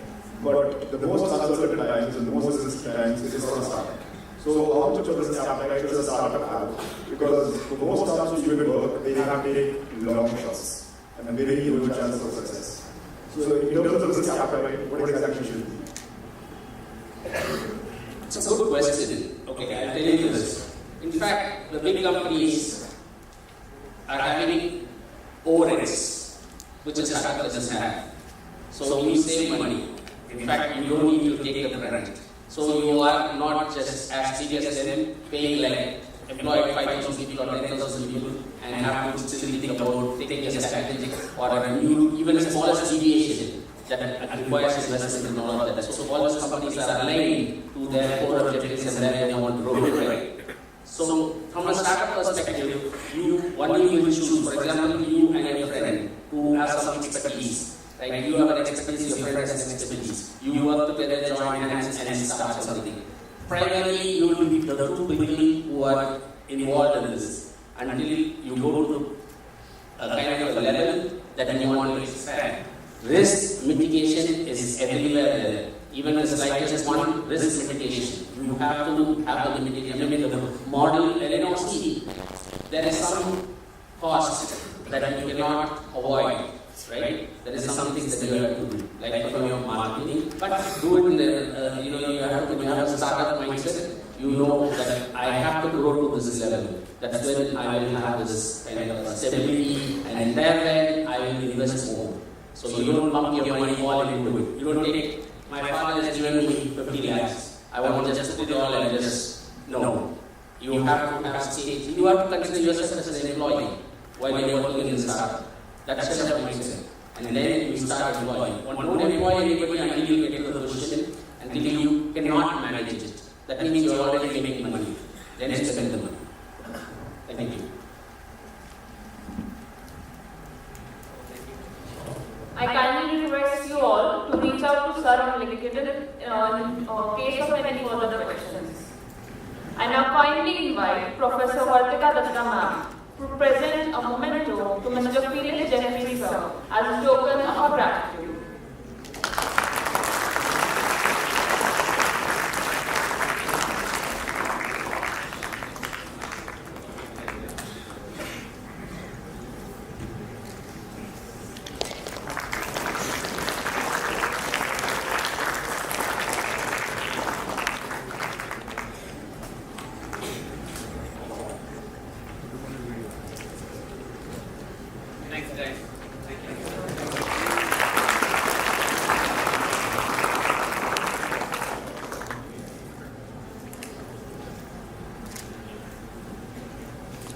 Thank you so much, sir, for providing such keen insights. Your insights have been truly valuable and thought-provoking. Moving ahead, we are honored to welcome our next speaker, Mr. Mukarji. Mr. Mukarji is an accomplished leader with over 29 years of multi-industry experience spanning FMCG, agri and pharma sectors. He has held prominent leadership roles at reputed organizations such as ITC, PepsiCo, Coca-Cola, Monsanto, Cipla, Pfizer and GSK. His expertise includes distribution strategy, market and customer segmentation, go-to-market strategies, account management, and consumer marketing. In his most recent role at GSK, Mr. Mukarji served as the Executive Vice President and the Commercial Lead for Adult Vaccines, where he spearheaded the successful launch of the Shingles vaccine in India, achieving 50 crore plus revenue in its first year. Prior to that, he held leadership roles at Pfizer, managing the 600 crore plus internal medicine business and transforming go-to-market strategies. And at Cipla, he led the 1800 crore respiratory cluster. An alumnus of Presidency College and FLS Delhi, Mr. Mukarji's educational credentials include a BSc in Economics and an MBA. His illustrious career is marked by his commitment to leveraging technology, driving innovation and delivering impactful business results across diverse geographies and industries. Now I would request Sir to come up on the stage and address the students.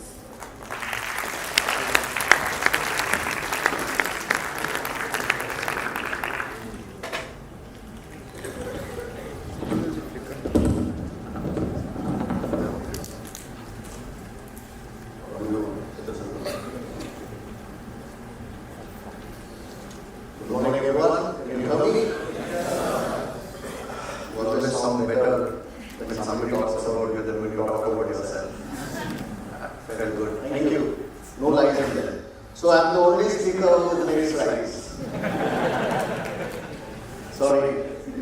But I stayed up last night to do that because without that I'm helpless. Alright. So first, a bit of an introduction. I am the goat of the topic today. I'm the goat of it.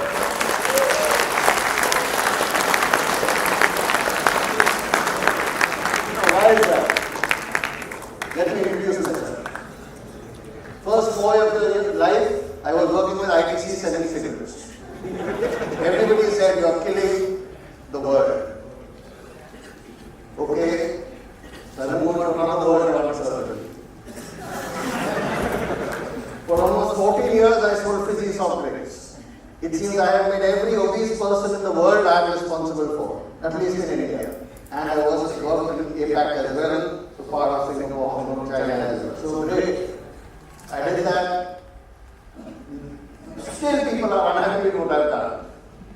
So I said, okay, let me go to agriculture. I work for Monsanto, one of the largest agricultural companies in the world. But they say you're mutating the world, you're mutating our food, genetically modified corn. What do I do? Where do I go? So now I go to pharma.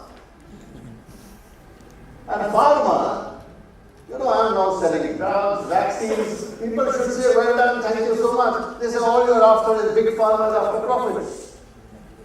So guys, whatever you do in your life, nobody is ever going to praise you for it, except when someone speaks.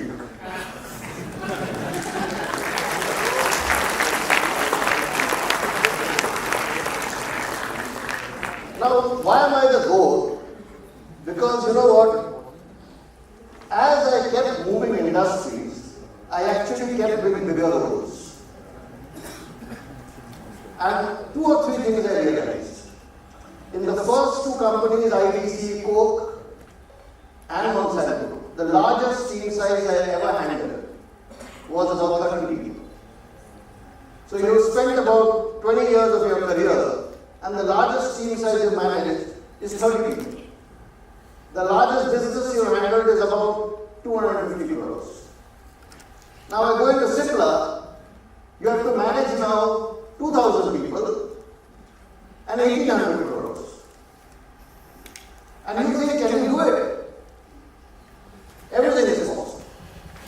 So remember, it's not about, it's how you grow and how you lead yourself. You don't have to become a leader of, you don't have to look at size, doesn't matter. It's not about how many people in your team, how big is your business, nothing. It's the complexity which is more important. I always believe leaders are paid to manage complex situations. They are not paid to manage scale. Scale is easy, or nothing is easy. You will be speaking here and now, you know. But complexity, that's the hard piece. So today I'm trying to be true to the topic. The agenda is I will give you examples through my career of almost 3 decades now, of where we have seen uncertainty and what we do, where it is how we build confidence in the team, what is a great example of confidence, and a great example of resilience. Now they are limited to my career, you know, and so, you know, they may not be as good as the examples you've heard in the earlier presentations. So let's begin with the first one. Ready? You are listening, no? Yes. Okay, don't go to sleep. First is global vaccine launching. So 2 years ago, I was told they were launching global vaccine in India. Wow, man, great! It's a $3 billion vaccine in the world. You're going to launch it in India, you're going to be the first guy to do it. For a disease, no one is around. It was shingles. Nobody I know knew what it is. And nobody died of shingles. So there is no mortality. So there comes the first exclamation mark of uncertainty. Remember the colors? I didn't spend time on it. Blue is uncertainty. Uncertainty is not a bad word. It means opportunity. Blue is all about opportunity. But it's an exclamation mark. Oh, hell. The second one, it's 20,000 rupees for the vaccine. You're not going to die. You have not heard of the disease. But you're going to spend $20,000. Third, get 100 crores sales in the first year. 3 exclamation marks. Typically, any new launch in pharma, you do over 10 to 15 crores. And this is 100 crores. I said, man, where have I come? The requirement is executive vice president, but the only one who I come. Now, the task, sell this to the team. We have a team of 150 people. Now I have to tell them, guys, we're going to do this. Now there are 2 ways of doing this. How do you set the plan? So remember, we are talking about uncertainty. And the first example, I'm going to give you an example over here. The first example is all about what I did. Always praise yourself in any forum. That's the only way you survive. So how do I set the plan?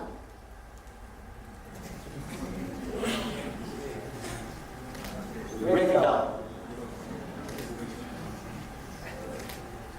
Break it down to the simplest unit of element. Now, there are 150 people in the team. Correct? Now, I tell everybody in the team, guys, you have to get 20 ACP as a healthcare practitioner. You have to get 20 doctors. Each one has a universe of 100 doctors. You do 100 clinics as a part of their job. Now, we tell them you go to 20 of that you have to convert. What's the conversion percentage? Now, do you think today sitting in this room you can convert 20 doctors? Anybody can say they can. It's not 2,000, it's not 20,000, it's how many? 20. And you've got how much time to do it? A year. Then you tell them, each unit, you need only 3 people to get the vaccine, to take the vaccine. And it's a good vaccine, by the way. It's really important. I have taken both of the doses because I'm about 50 years more. Ask your parents to take it. You are no longer years sick or it's each unit, you have to just give it to 3 patients. That's how much percent conversion because they see typically 600 patients every month, 20 a day. So now we are talking about 0.5% conversion. Now you see the sales team and the marketing team in the room, and they say, what do you think? They thought, is it reasonable, achievable? Yeah, you got to convert 20% of your doctors, and they have to convert 0.5% of their patients. It's achievable. Hell yes! That's the language I use. 20% conversion. 20% of their patients. 0.5% of their patients. It's achievable. Hell yes! That's the language I use. 20% conversion. 20% of their patients. 0.5% of their patients. It's achievable. Hell yes! That's the language I use. Did we achieve the goal? Hell no! But guys, we get a record sale of 50 odd crores. Now in the first year to do 50 odd crores, you become a superhero because nobody does more than 10 to 15 crores. But you don't have to dream big. If you did think about 100 crores and you thought, let me begin with, let me do 10 crores like everybody else, you're never going to ever do 50 crores. That's a fact. But if you try for 100, now the important thing in life, in everything you do, when you don't get the 100, you don't feel like a loser.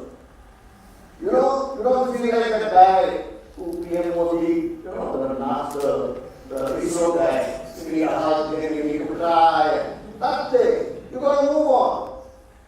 You've got to feel proud of your journey and your achievement, come what may. That's how you survive under uncertainty. Okay, case study 1 over, free of cost. Case study 2. Again, it doesn't need the sound. This is a Pfizer. Now, Pfizer, COVID has struck. Day 2 of COVID lockdown, what has happened? There is no transporter. Everybody is saying, our supply chain people are telling us, there are no transporters available. Pfizer has only 4 distribution managers. The moment COVID was happening, what did those distribution managers do? They were going to their hometown.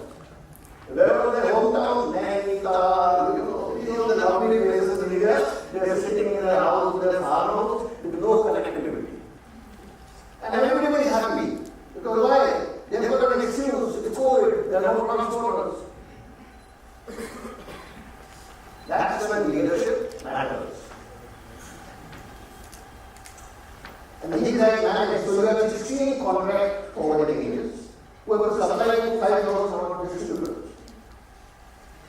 करे तो क्या करे? In Amritsar, करे तो but करे तो क्या करे? हाथ पे हाथ लेके बैठे, Netflix देखे, हम भी farm house चले गए. I don't have a farm house. No, man, bring it on. All my examples, Michael Jackson, all the grandfathers, they all my age group. I don't know if you know about these guys. So you got to bring it on, man. You don't just think about it. You don't just think about it. You got to do something. So what did I do? I called up the supply chain lead.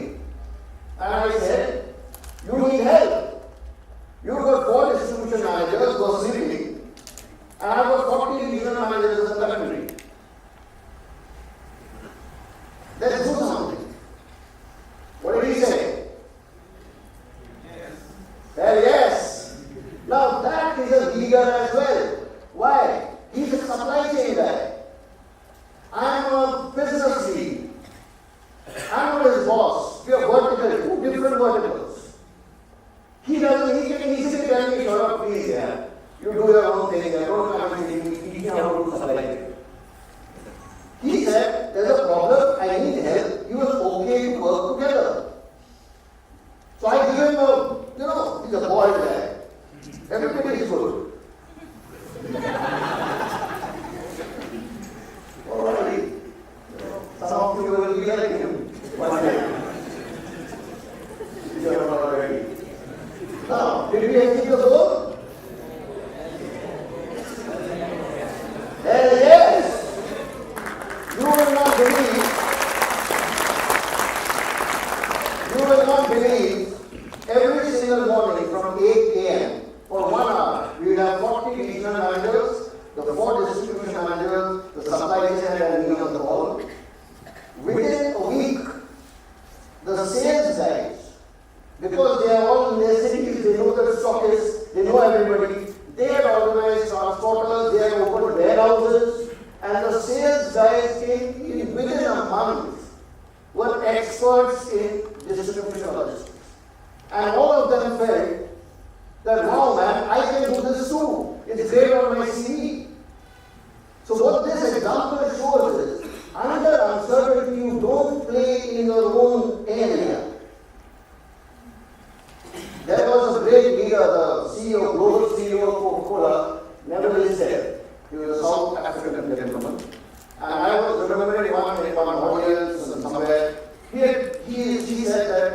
somebody once asked me, hey, what's your job? What do you do? So he drew a circle. And he said, this is my job. You can understand that? Like it's a circle, and he said, that's my job. And then he drew a circle much bigger than that circle. Around that small circle. It's a much bigger circle around that circle. And he said, that is what I do. So if you stick to your job, you will always be a victim of uncertainty because your skills will be limited, your learning will be limited, everything will be limited. But if you always broaden your scope and don't be afraid to jump in, you will win. Alright? Case study 2 over, free of cost. Third case study. Now this is not about me. This is about a great leader. He used to be the head, he used to be the CEO of Kapoor in India. Now what's happening? Sluggish Coca-Cola sales. This is the year 2001, 2002. Cola sales are not just taking off. 7-8% growth. Not enough because billions of dollars have been invested in coolers, in factories. Assets are just lying idle. Capacity utilization was maybe 45% or 50%. Not fresh. And he's been told, man, you have to double the sales, you have to double, if not more. Not easy. So he was the goat of market expansion. All of you all know, what did he say? Who is this? What is this gentleman? What job does he do? Thank you. Otherwise, I would not have come back here again. He is a pilot. Pilots are for planes. This is what Sandeep used to say. Means, man, so I know this is a contrarian thought. He said, when you do, whatever you do, after 6 months, if you do a pilot, everybody knows what you are doing. It's no longer your strategy. It's everybody's strategy. Now they will beat you, they will slog you, they will beat you, and you will not have time to move. And that's where the dog, the big dog, and the small puppy. So you got to move with speed. What he did was, he said, I'm going to bring in a Coca-Cola and a 5 in a 200 ml bottle, because earlier 300 ml, it will be priced at 5 rupees. Now 200 ml bottle, it's a glass business. In 2000, it was all glass. It was all, there were no cans. He bought all the glass available in the country.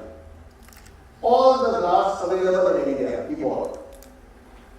Coca-Cola. Why? Why did he bought all the glass?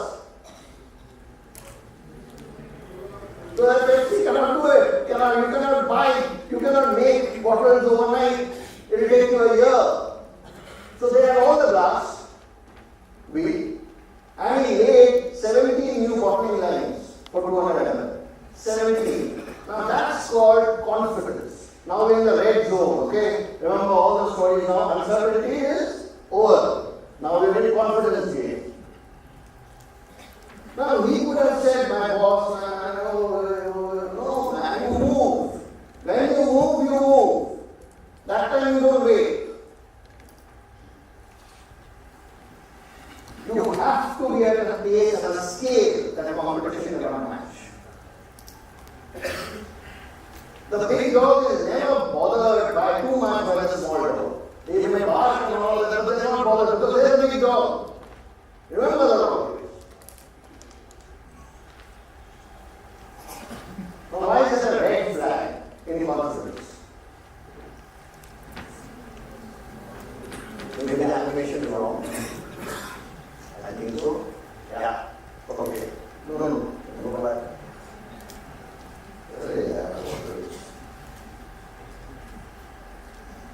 Okay, now, you know what happened? Coca-Cola grew 100% that year. It was the biggest ever success in the history of Coke in any country. 5 rupees Coca-Cola, American with Thanda Matla Coca-Cola campaign. It was blasted all over. Super success. A year later, what happened?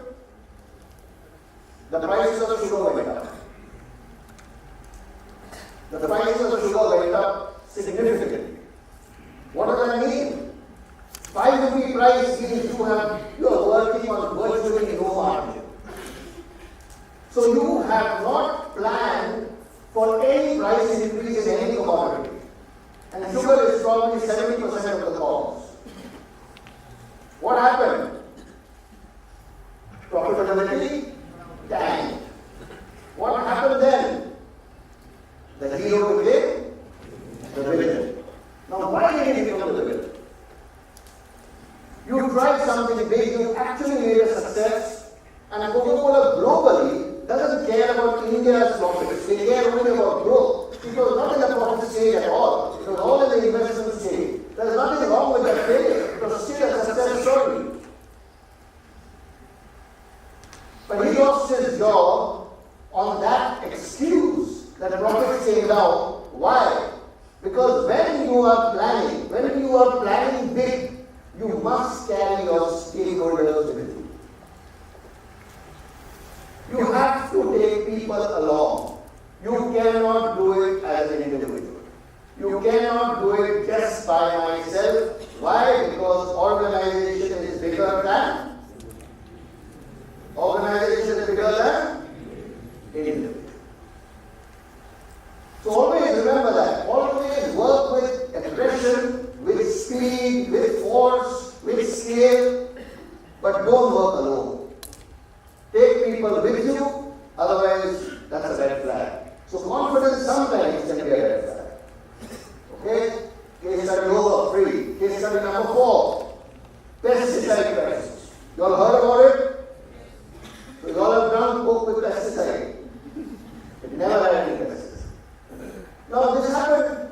You know that lady went, NGO said, it's there. Now people say, we believe milk comes out of the statue. So we also believe that, pesticide is there. Why? Because somebody told us. And this is the world of before social media. Imagine now what would have happened. Sales were 70% down versus prior. Now we are in the gray zone. Remember we are talking about resilience. The tone has to change. The resilience. It's about resilience. Sales are down by 70%. The CEO of Coca-Cola, Kapoor, later on became the highest ranked Indian in the Coca-Cola system. Coca-Cola is much more of a West dominated in leadership, global leadership than Pepsi. Now he is addressing the team. We have to discuss the issue. So looking at this left, this picture, what do you think he said?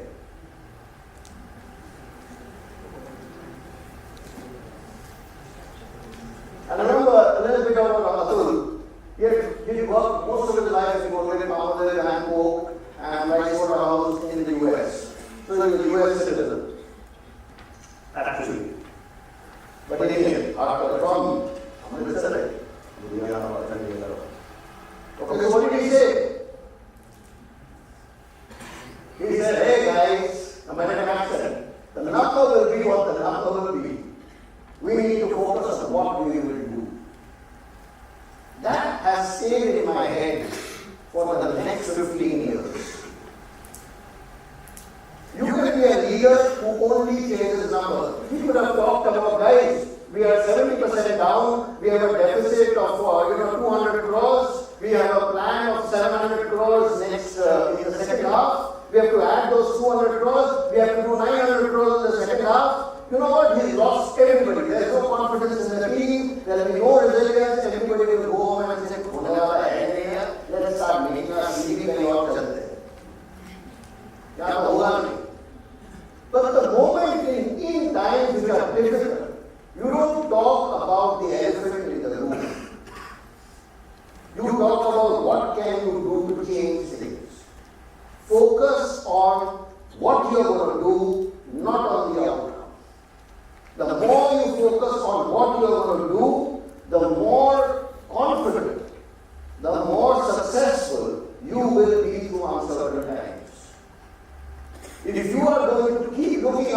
to see how much have I done, you will always be in an uncertain frame of mind. And you will never be able to operate in the manner you should ideally. Clear? So it is a great thing, always say that. So I always said it all my life. That's why maybe I have not done so well. But I always say the number will be what the number will say in the beginning. So 4 free case studies. And now let's talk about you.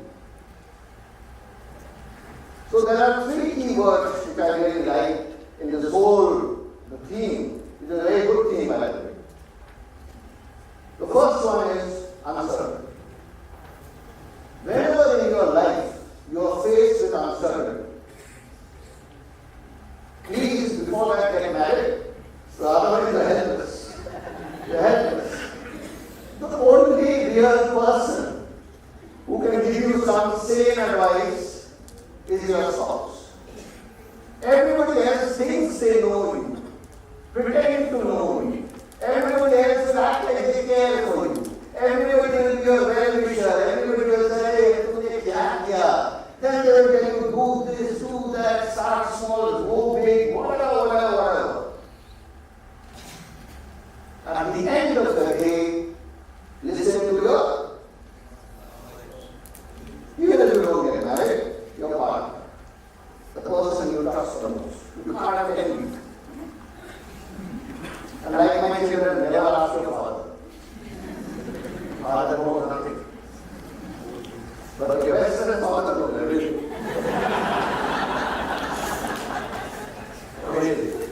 Now we talk about the second thing, confidence.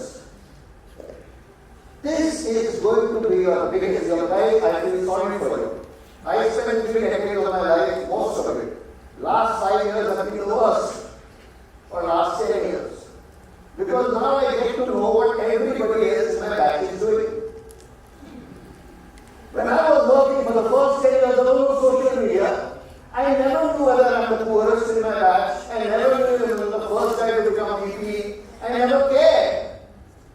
Because nothing was telling me, nobody was showing me the mirror.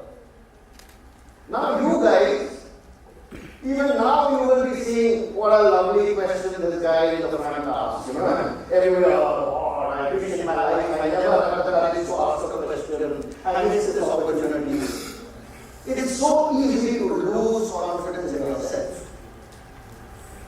Please, guys, start falling in love with yourself and figure it out. It's very hard.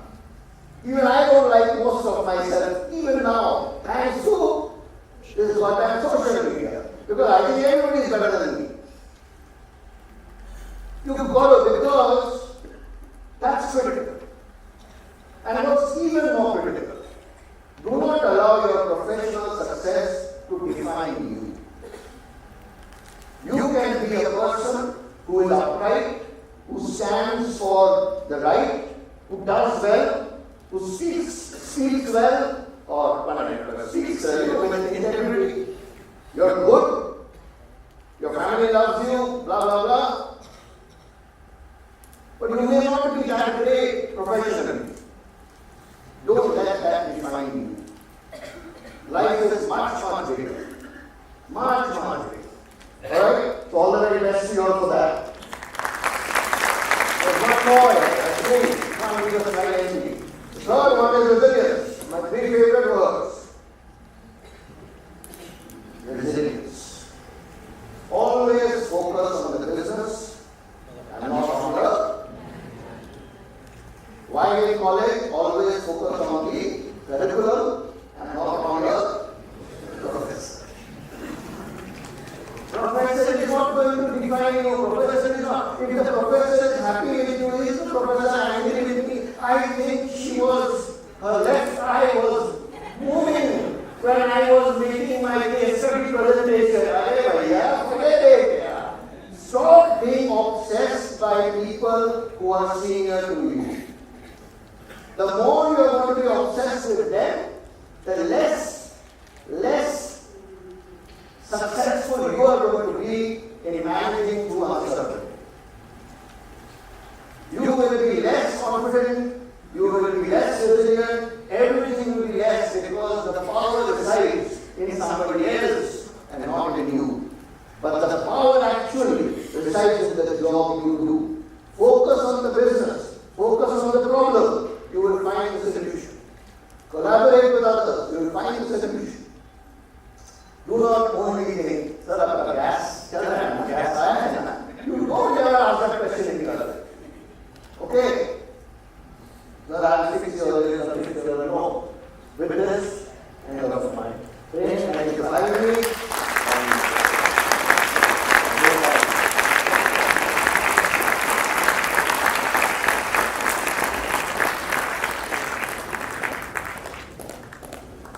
Now we will proceed with the Q&A session.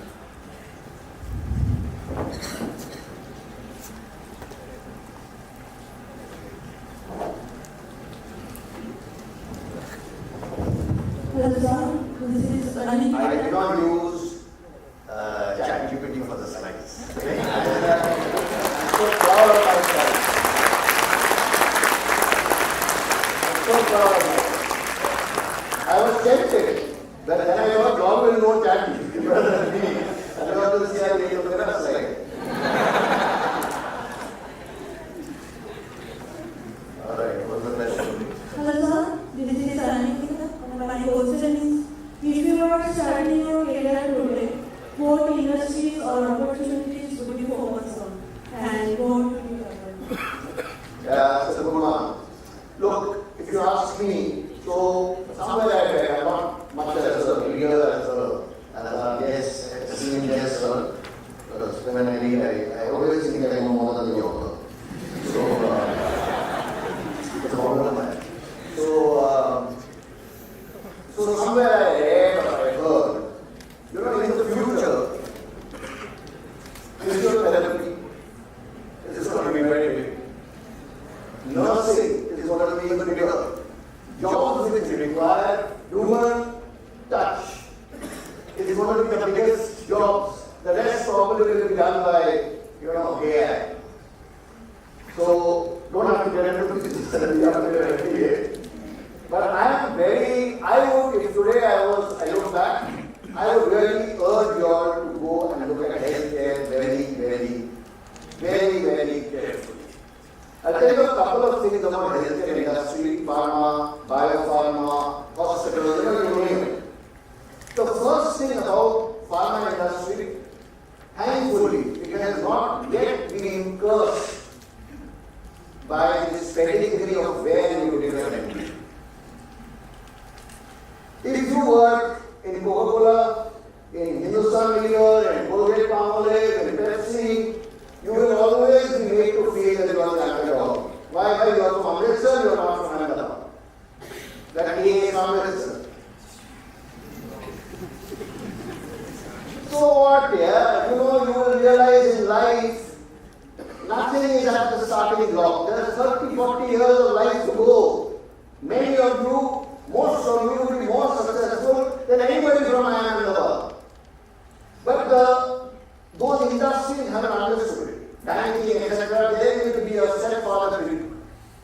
In pharma, that doesn't exist. In pharma, you are the best. You will be treated, they will treat you right. You must treat you. Which I think is phenomenal. So number one, you will be happy. You will be able to contribute. And that industry is going to become so big. Today, what is what percentage of disposable income from healthcare? What will be nothing? In the next 30 years, it is going to be humongous. This is going to be an industry, healthcare and its ecosystem. It is going to be tremendously. I would really urge you all. Healthcare is the only place I have seen person who is a sales rep, a medical representative can become CEO.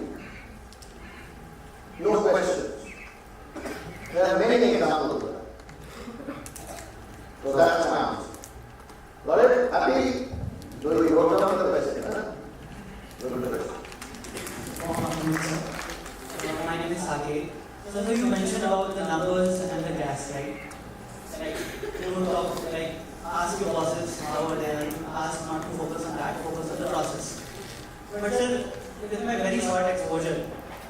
felt that the companies are more focused on the people who are delivering numbers and some are focused on the people who are asking their bosses about their acidity.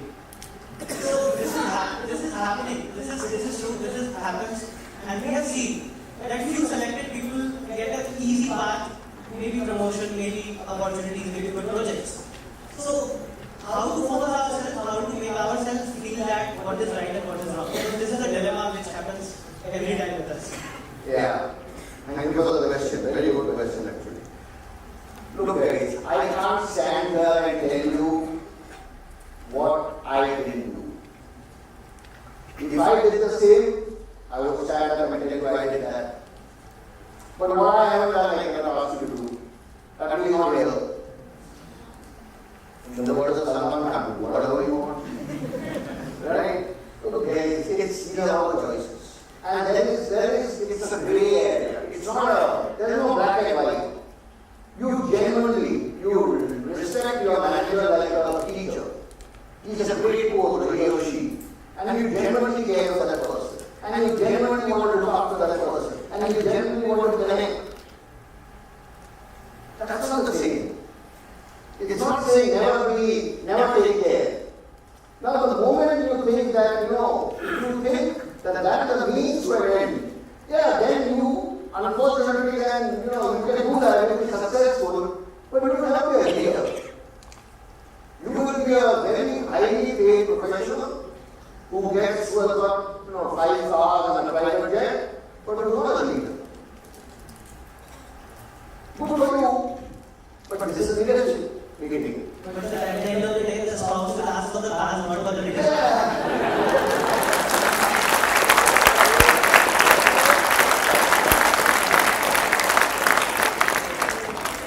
Then you married the wrong spouse.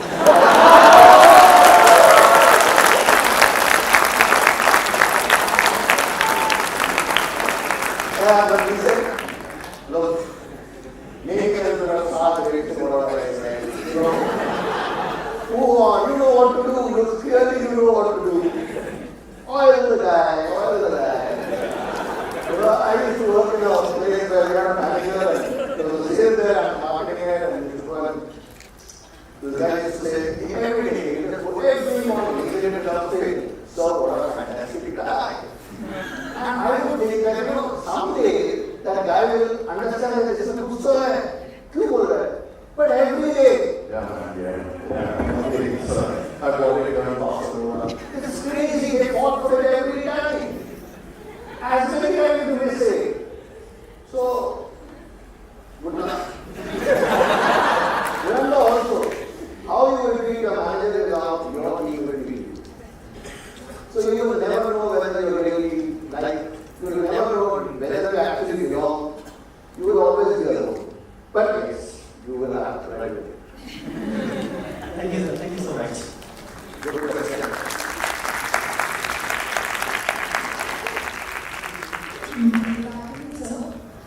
Since you introduced yourself as the goat of this particular topic, my question to you is, what is the biggest risk that you have ever taken in your career, and how did resilience play a role in that? Yeah, so let me qualify. I'm the goat of, I think, confidence and uncertainty, not so much resilience, otherwise I would have done so many jobs. My, one advice I want to give you all, and yesterday somebody asked me this at dinner. Is it better? I would always suggest, unless there are circumstances or you made a choice which you are just not happy with. For example, agriculture. Agriculture I didn't enjoy as an industry. Because you only one season, typically depending on the crop you have. You have one season, so it's 3 months of sales. And then the rest of the year is just, you talk about the sales next year and last year. So there is no action. So I could connect with that industry and I would travel to the farms and all the 600-700 kilometers. So you change the industry for reasons that are really difficult for you. Then change the industry. Don't change the industry because you love new challenges and like to do new things.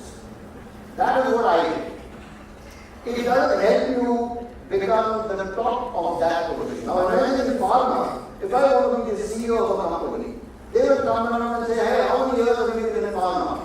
The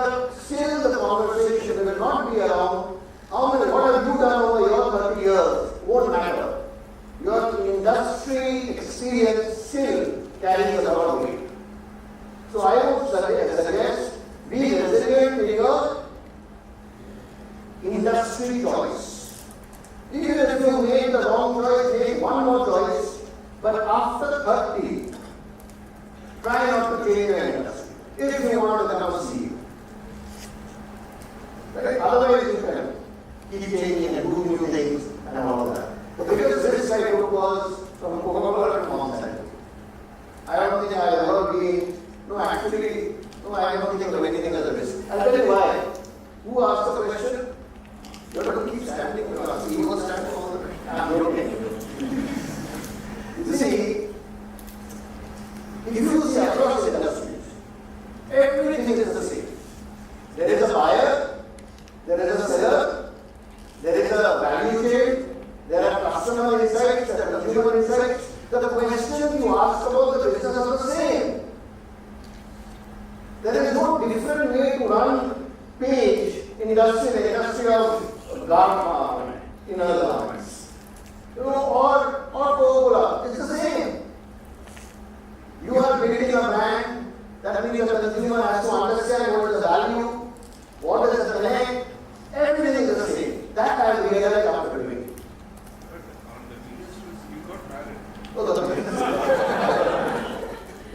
That was a risk, my wife. Got it? Don't tell risk, just go, do whatever you want to do. Go and feel. Okay? Thank you very much.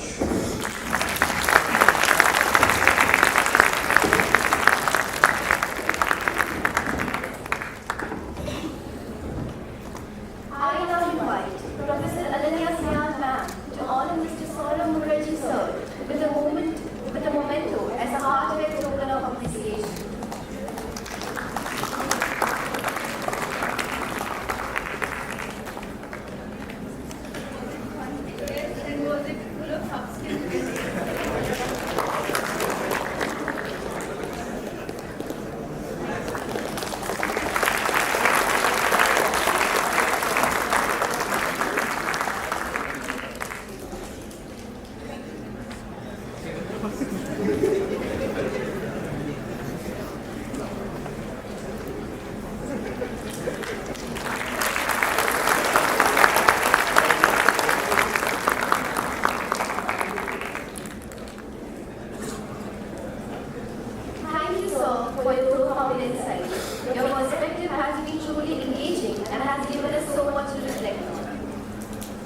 Now, introducing the next speaker for our day, Mr.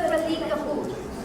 Mr. Kapoor is a visionary and a result-driven professional with extensive experience in driving digital transformation and fostering innovation across diverse industries. Renowned for his strategic mindset and exceptional leadership skills, he has consistently demonstrated the ability to leverage cutting-edge technologies to optimize processes, enhance customer experiences, and deliver sustainable business growth. Throughout his career, Mr. Kapoor has earned a reputation for his ability to spearhead successful digital initiatives, ensuring organizations remain competitive in an ever-evolving landscape. His expertise in aligning technological advancements with business objectives has positioned him as a trusted leader, capable of addressing complex challenges and delivering impactful solutions. Currently, Mr. Kapoor serves as a Senior Director at SNP Global in the Market Intelligence function.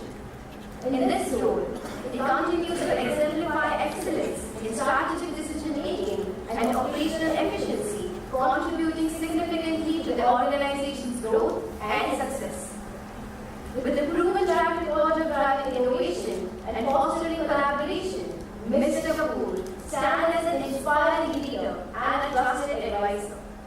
His unwavering commitment to excellence and his ability to navigate dynamic business environments make him a highly trusted figure in the field of digital transformation and market intelligence. Now, I would like to request sir to come up on stage and address the students.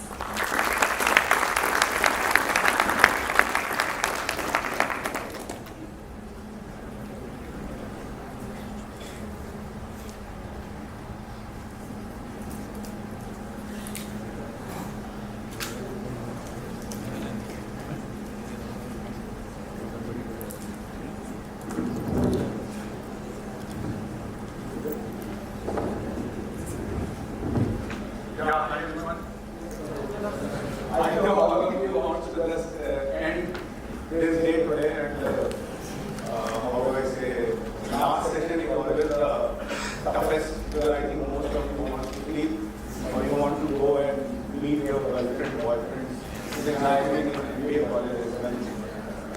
While everybody says I am a cutting edge leader in technology, I also don't have any presentation here. And I am here to share my story with you, which is full of uncertainties. And while I am a chemical engineer, so everybody asks me, how is a chemical engineer is doing in IT? So I have landed up in IT in digital transformation, which is the backbone of all organizations nowadays.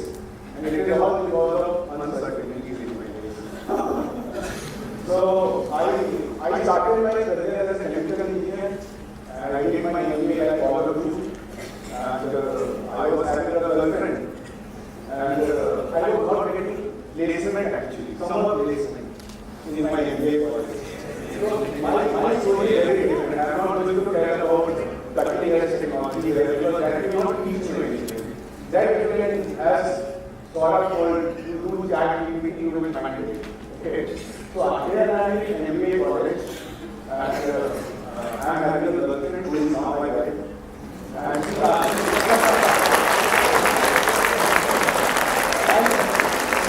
she's always asking, I've done my MBA in symbiosis. Okay. So SI1, and I was in the second batch. So nobody knew what was the SI1, first of all, very uncertainty in life, right?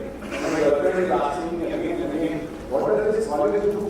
You are doing MBA in operations management while everybody is doing in sales, marketing, and IT. So what is your future actually? And to my surprise, I never asked her this thing. She is accountant, by the way. So I went for my summer placement and nobody is speaking because I am a chemical engineer. Correct? And a very hard line. Correct? And somehow what happened was in my college, as part of curriculum, there was Lean Six Sigma, Lean Belt. Okay? And I was the only one who took little interest in it. So I got some good marks, very good marks.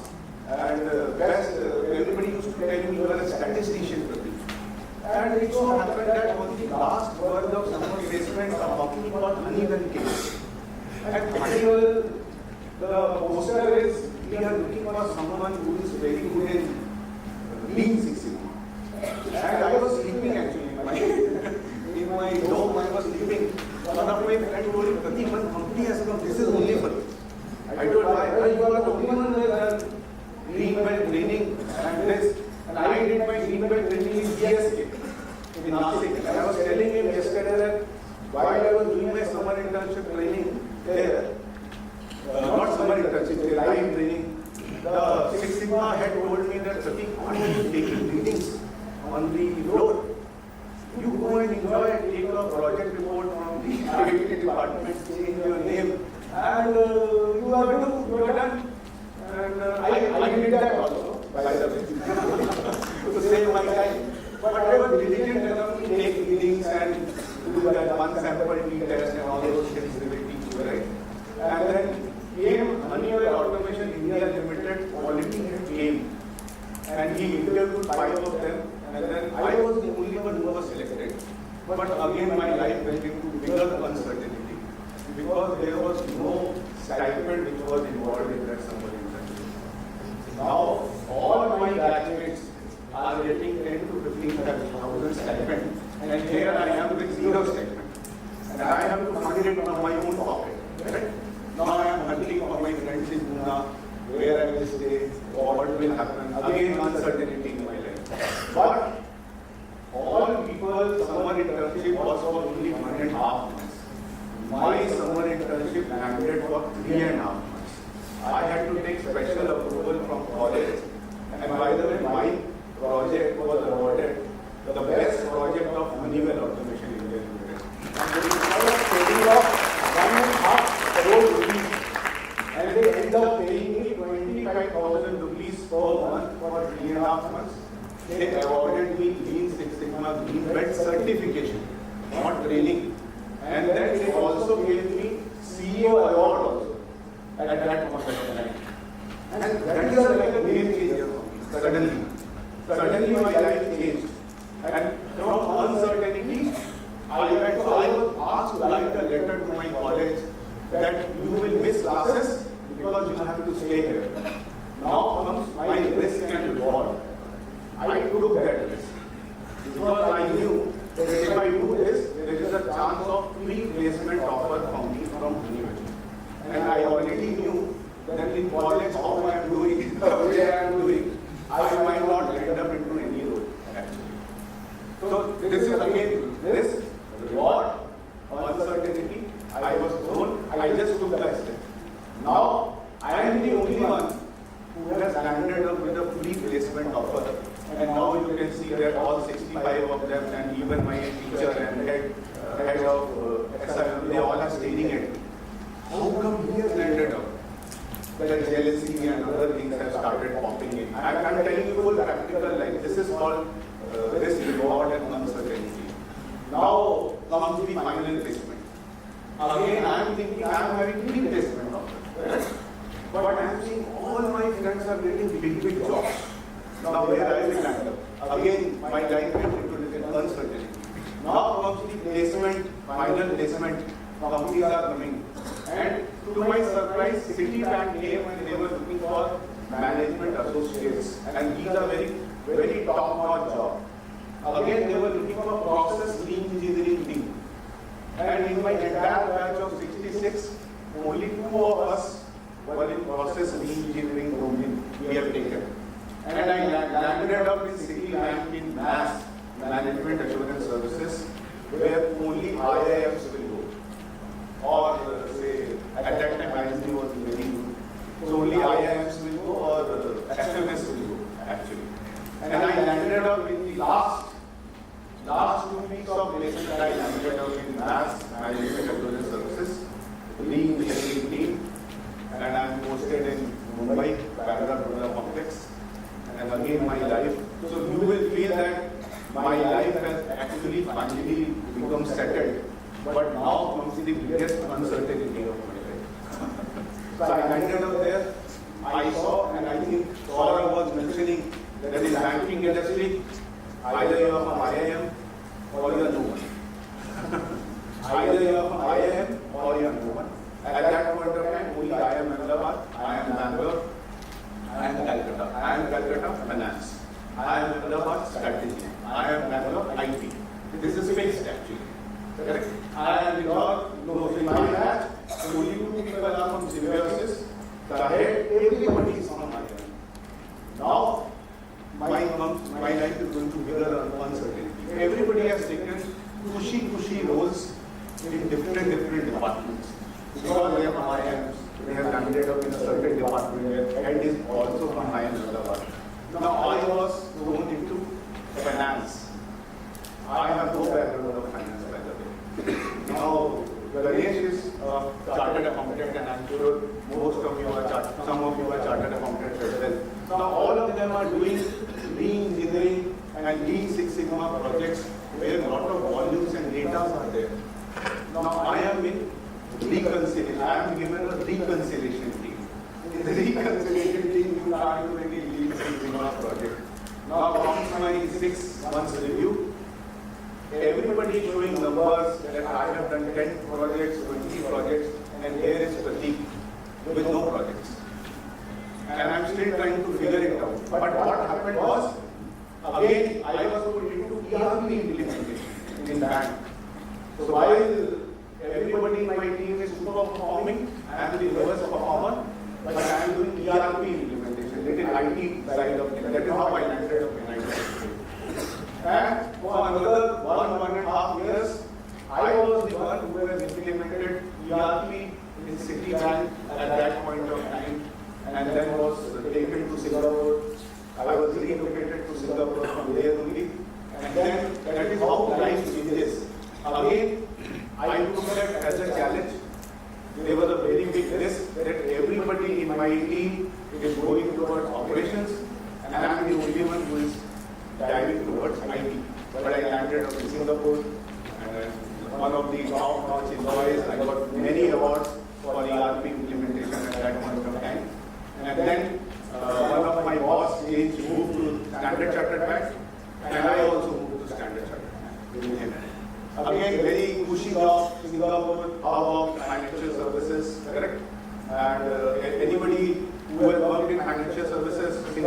the best place to be in. And then I joined Standard Chartered Bank, and 3 months in Standard Chartered Bank, my boss is thrown out of Standard Chartered Bank. And I was suddenly told that, Pratik, we are not doing with SAP implementation, we are going with Oracle implementation. Since you have SAP implementation experience, we are asking you to move to Chennai. Now, by the time I am married, by the way, I am living my dream life in Singapore with my wife. And suddenly I have been told that I have to move to Chennai. And I have to move to Chennai to do IFRS standardization and set up an inter-company center of excellence in Chennai. And I have to bring all the processes from Singapore, US, UK, and do a centralization in Chennai. That has nothing to do with my previous experience. Again, very big uncertainty in my life. Very big uncertainty. But what I have to do, what I did was I went ahead and I took up the role. And it became a game changer of my life. Because there is a concept called GPO, Global Process Owner. So what Global Process Owners does, they are the masters of owner of those particular areas. And I was supporting a GPO in setting up a function or a service in a bank, which is Standard Chartered Bank. And we did it in a very nice way. Lot of outsourcing we have used. Lot of offshoring we have used. Lot of offshoring I have used. Lot of outsourcing we have used. And then comes flatline implementation, which was fairly new at that point of time, where all the finance, different verticals, we were one of the few people who have done flatline implementation at, say, 2013 time. And then, so what I did was, what things I learned was, I was always one of the best networkers in my group. I was not networking within the company. I was also networking with the same group of people outside my company also. I always used to spend 1.5 hours talking with them what they are trying to do. Not trying to learn what they are doing, asking them where they are failing at. And I used to take it as an advantage within my company to fast track my progress and my growth. So what quality I was having was, I was very agile. So agility, people feel agility is how fast you are. I disagree with my experience. For me, agility means how easily you can navigate your life and your goals very easily. Agility is not in a car, it is not an accelerator. It is the driving wheel you are having, the steering wheel actually. And then Standard Chartered Bank, suddenly I got an offer from us that they are setting up their finance shared services. And they are looking for a leader to lead the implementation of a company called Camco. Camco is a small company within us, a small logistic player. And they were setting up, and I was then asked out of my technology domain to come here and support the CFO to set up that center in Chennai itself. So now you see, from a Lean Six Sigma, I moved to ERP implementation. Suddenly I moved to setting up of centers in Standard Chartered Bank. And now Musk is offering me a bigger role, setting up of this, which includes tax, treasury, and it also includes setting up of their IT center as well, where my previous experience of ERP and backlight came. But again, there is a very big twist in my journey. The biggest twist is that after 1 year, there is a cutting-edge technology called robotics process automation. At that time, it is called RPA. Now, Musk is a very big organization. You have Musk oil, you have Musk tankers, you have Musk very big, and Camco is very small. So, in a bureaucratic setup, leaders always look for people who are very energetic, who can drive things fast with passion, but they are always looking for guinea pigs also. So in most of the cases in my life, I have always been a guinea pig. But I have always emerged as a leader So they gave me 10 processes to automate within my, now if I automate, my span of people will reduce under me. So in terms of leadership movement, I am always going down. And now, no fool will automate, right? Under them, right? And they are bigger leaders there than me. But what I did was, I really tried to learn that technology along with my team. First phase implementation, we failed. Big time. Big time failure, big time failure. Because there is a SAP implementation happening. SAP implementation guys say, if I will automate to RPA, my release of SAP will happen 1 year down the line. When this product is of no use, right? It is all about products, usage of product, IT spend. But my 9th and 10th project became successful. You know why? Because I focused less on technology, I focused more on value addition. What value addition I am bringing to Merck and Damco by doing that automation. And I started bringing numbers around it. This much numbers are saved for next 1 year until SAP comes. So it was all about politically navigating my initiative within the organization. That is the biggest skill you have to learn. If you will focus on a technology or a particular skill, you will never be able to come in a leadership role. You should know how to politically navigate your initiatives. That is the biggest learning. Now, I am not telling everybody to automate. I have told CFO some numbers. He feels these are the right numbers. They ask everybody, put it in the PRA of everybody to automate. And my team is showing some dashboard. These leaders are supportive, these are not supportive. And I have focused only on the leaders who are supportive and started collaborating with them. Comes to success story, all leaders are, I have attracted everybody. Now everybody wants to work with Pradeep to automate. And comes a game changer. Automation Anywhere was a new company which was trying to set up their footprints in India. And they gave my name to Juniper that if you are trying to set up automation and analytics center of excellence, Prateek is the right guy. Why Prateek is the right guy? So when I was interviewed for Juniper, I told him very clearly, if you are looking for someone who is an expert in automation, I am not the right guy. But if you are looking for someone who has said 8 to 10 times and does know what not to do with this technology, I am the right guy to be hired. I was hired actually. But in between, in my personal life, I was blessed with a daughter. And we faced some problems during flood in Chennai. And we moved ourselves to Bangalore. Okay. Now I am in Juniper Networks.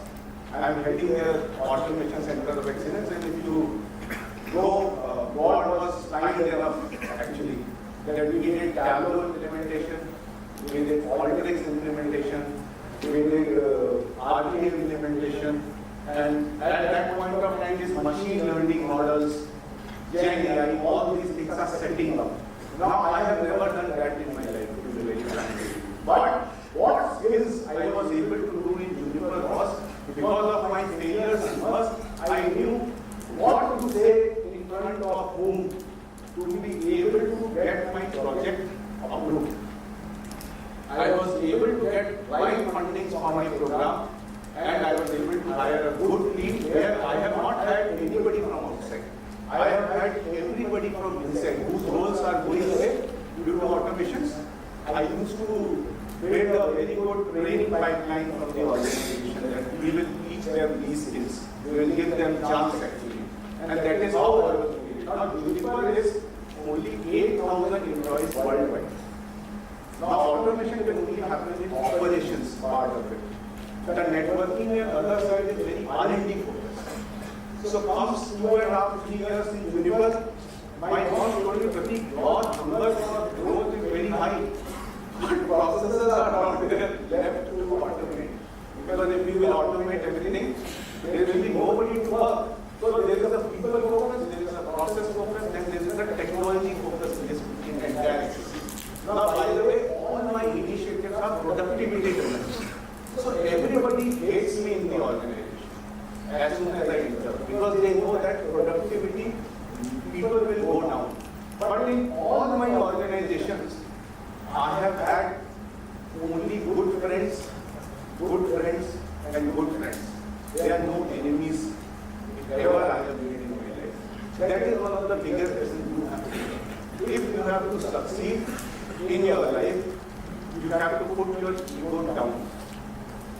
You have to only focus on how innovative you are, how agile you are, how value-adding you are, how innovative you are, and how you reward your employees and team who is around you. If you do that, nobody will hate you, everybody will feel you have something else to provide to them, which nobody else is providing. And that is maybe because of my role also. I am in strategy and operation. I work with C-suite leaders to bring strategy, to optimize their operations, and bring cutting-edge technology to ensure that they are market leaders in that particular domain. So my head, his name is Varun. Varun only things were appetite and hunger for these technologies to high, and he only recommended me to Aeon. They were setting up their intelligent automation center of excellence based out of India. Now all this while I was going to office. From Aeon, it's a fully remote. I don't have to go to any office. And now I am in a global setup, where I am working with US, Sydney, Mexico, Poland, all big operations. I am managing a 200 team, I manage a 200 team, and I have set up intelligent automation shop from scratch in Aeon. But comes 2.5 years, very big uncertainties hunting me. I was asked to manage a Chinese colleague. She was reporting to me, she was based out of Singapore. She started learning everything under me. And then one fine day, I was told that she should be the next head of intelligent automation. And then you need to find a different role within the organization. Big uncertainties again clouding me. But with my experience, I have learned that every time uncertainty comes, there is always a window of opportunity. You need to grab that window of opportunity. Now, with all my initiatives, I knew that they are trying to set up a center in Sydney and they are trying to set up a center in Mexico. So I was put into a very different role where I will set up the shared services center in these two locations, sitting in India, by the way.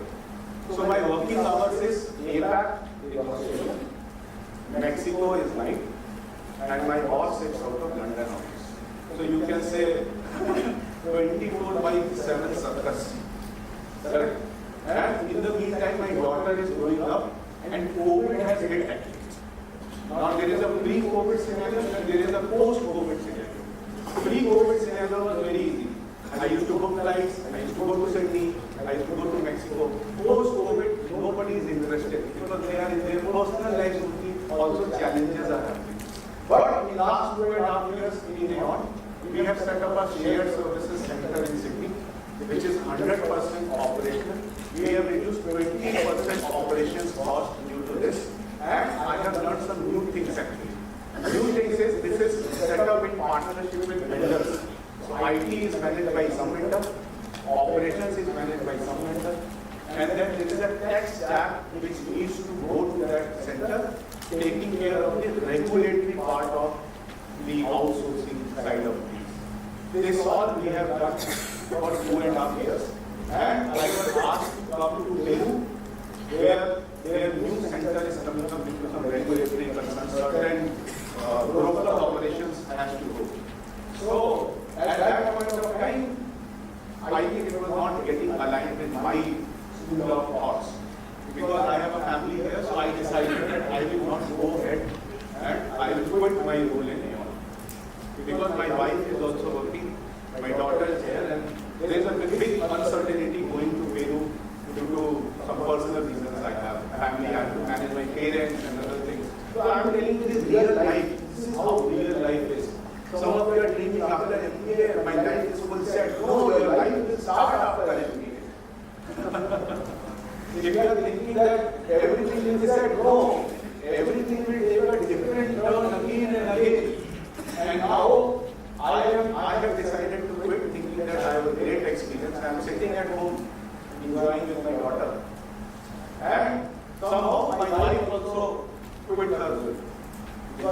was part of Ernst & Young, and their operations was given to Infosys, and she was asked to travel 80 kilometers in Bangalore. So we both had to do our job, and now we are thinking what we will do. Very big uncertainty, right? My daughter is studying. I have a lot of responsibility. But what I did, I was very focused that I have to have a plan in mind for my family. And then I am good enough to try anything actually. And my wife always wanted to have a private label brand of her own. Now I am a person who has also supported a startup, and I have been working for all these years, right? So me and my wife, for 8 months, we took a break, and my wife started a private label brand of her own. So in 8 months, whatever I have learned in my life, what I have been doing for different companies, what it takes to do a startup in say 2 years, we both have done it in 8 months. Our website is live, our website is live, and there is a reason we make it. Because I have a daughter. I have to teach my daughter how to be surviving in a fighter in this crunching and a hardcore life thing called life. If I will not do it, she will feel that she has a user in her father and mother. I don't know what to do. By the way, my daughter has picked up some game during that time, and we started focusing on our daughter as well. So my daughter is a junior golf champion in South India. Now, I am not telling you to get lucky. I am telling you that life will take you to the deepest point. They will take you to left and right. At that point of time, how much confidence you have in your own abilities, that will determine what is your future. Either you can sit and cry and think or take grudge. I could have very easily grudge on that Chinese woman that she has taken up my role, right? I was doing nothing actually to be very frank, because everything is set up, right? I call someone, things will be done. But no, that woman is actually my best friend right now. Instead of creating a grudge, I started appreciating that she is the right woman for that role. Now this is what, when you are in a complex situation, what kind of stability you have in your mind to be able to create that kind of relationship with other person. That is very important leadership skills I have learned. Now by the way, everybody, my daughters, competitors of peers, they are buying everything from India. She plays golf, which is a very expensive game. But we are getting everything from China at a very less price. Because that woman is my close friend right now. She knows that I have to get in touch with Pratik at a later point of time. There will always be a value addition if I stay connected with Pratik. Now comes last. Now I am in S&P. Now one of my previous leaders who was in US, they told that S&P is trying to set up a CTO enablement office. And you are going to head that office, we are looking for someone. Now right now I am heading the CTO enablement office. Now what 3 things we are trying to do? We are trying to write strategic programs for S&P. So I don't get engaged in regular programs, strategic programs are core. We have designed it after a lot of research. So we are doing open sourcing right now. My mandate is to cut IT spend. A lot of players in IT, right? IT business, I know. So we are cutting IT spend. So we want to cut on licensing side. So we are doing everything open sourcing. Now this is for you guys. This is the new trend in the market. Nobody wants to do IT spend. We are doing open sourcing everything. Number 2 is we are driving cloud enablement program. Very big program. Multi-vendor, multi-cloud, multi-data center, but there is no vendor attached to it. Everything is in-house. We are trying to bring everybody with a learning platform so that they can learn all these things. Third is innovation. To reduce our risk of increasing operating costs to drive all these initiatives, we have started a hackathon with startups. All our problems are arranged and we go to startups solve those problems. Any startup who is able to solve that problem, we are going to fund them actually. And in some cases, we will absorb them as well. And fourth is cost optimization, as I think one of our respected speaker was mentioning. Fourth is cost optimization. So I think I agree to him. In cost optimization, everybody does stopping of coffee, AC, blah, blah, blah. What we have done, we have taken a different approach. Because companies are run by people. People are the first focus of every organization. What we have done is, we have done an analysis of what roles should be in office, what roles should not be in office. And we have reduced our real estate spending like anything. But all those funding pool is going to our individual locations head. And we have told all our employees that if you participate in these cost initiatives, you are going to get extra bonus in your paycheck. So one thing again I have learned is you can't outsmart the employee. The employee is the person who is driving things for you. You need to create value for the employee. Technology should be brought in such a way that the employee should not get affected. So you have to have a training program associated. So by the way, we are having a very big Gen AI program. We want to reduce how people write prompts. So we have a very big mandatory training program how to write prompts. By the way, we have created a new operating model. We don't have big transformation teams.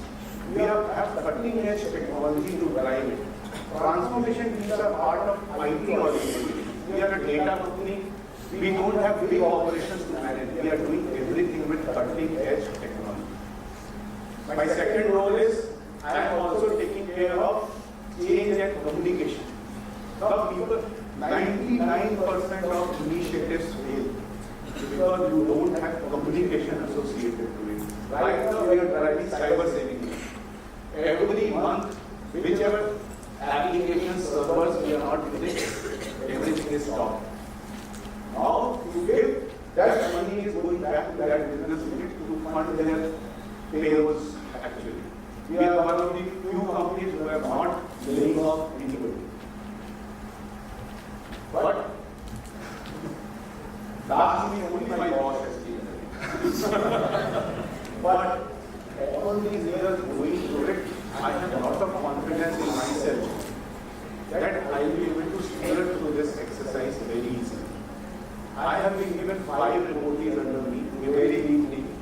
All these 5 reportees know nothing about what I am trying to do. But we are moving them slowly, one by one, to drive these engagement. By the way, my wife has joined back. Our business, small business of my wife, it is on autopilot mode. So now I am realizing that more than anything, God always has a plan for you. You have to trust God.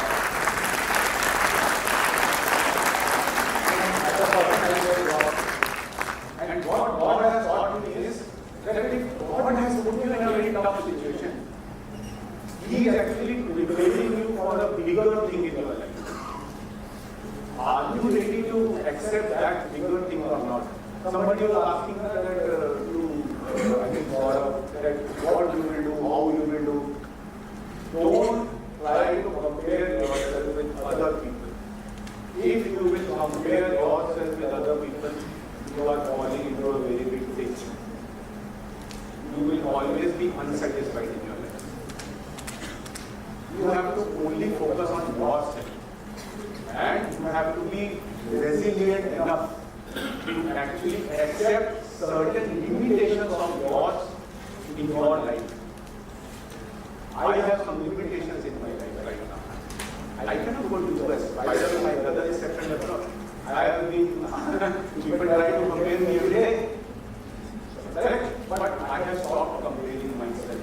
Because what I have achieved now is all because of my failures. And learning from failures. So by the way, I started my career as Lean Six Sigma Black Belt. Eating and green, I thought I will live there only. Now I have IIMAm, Standard Chartered Man, merged with a shipping company by the way. Totally different. Now I am there. I have gone to a networking giant also. I have gone to an insurance broker also. And right now I am in SVP. So I am going to end my conversation. So all these things working with C-suite leaders, I have seen that your risk, reward and resilience depends on the type of organization you are working. And because I am a digital transformation expert, I will do it in a digital transformation lens, which is the backbone nowadays.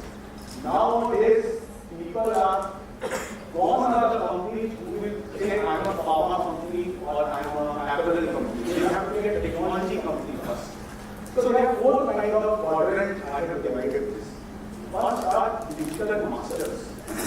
So what takes digital master to be? They have a vision of digital transformation at a company level and it percolates down to a department level. So they have a vision, they have a strategy in place. What they also do is they have a good training program, risk and reward program, in all these things, they will always be leaders. So when a risk will be big, so today is budget by the way. So many companies, strategies will change. Now those companies will survive who have a risk strategy, who have a digital strategy, who have a planning in place. No plan, you are nowhere actually. Correct? Now comes the fashionistas. Fashionistas are those who will invest in all technologies. Where plan is not at the organization level, it is at a departmental level. One piece of my role is having the planning exercise of budget, initiatives, strategic programs. So the people who are fashionistas, their all initiatives might succeed, might fail. Then comes conservative.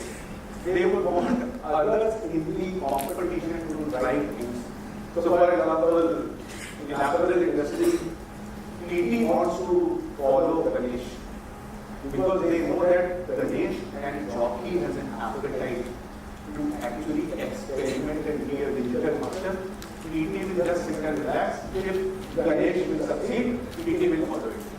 If Ganesh will fail, this is not going to be Ganesh and jockey has failed. How I will do it? Now these are conservatives. And then comes beginners. Beginners doesn't know anything.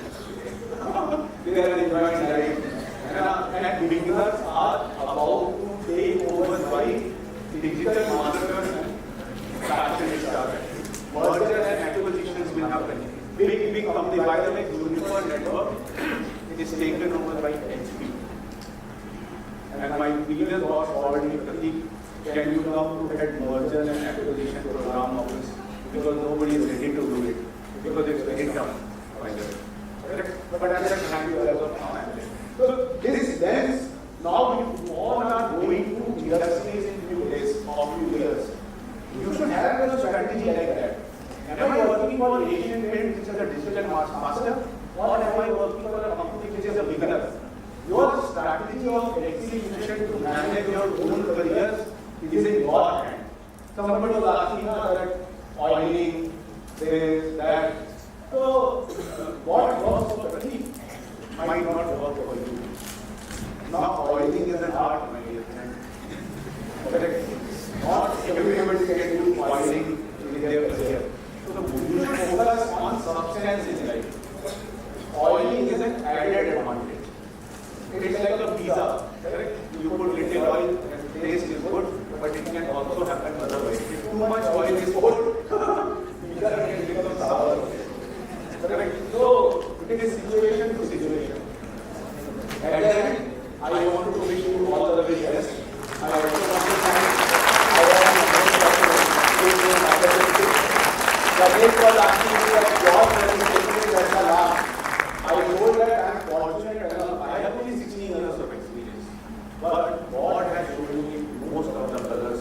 And I am very sure some of those colors are about to be shown. But you are here to survive in life first. Career will take care. Career is part of your life, not life. You have to have holistic view of life. So that is my feelings.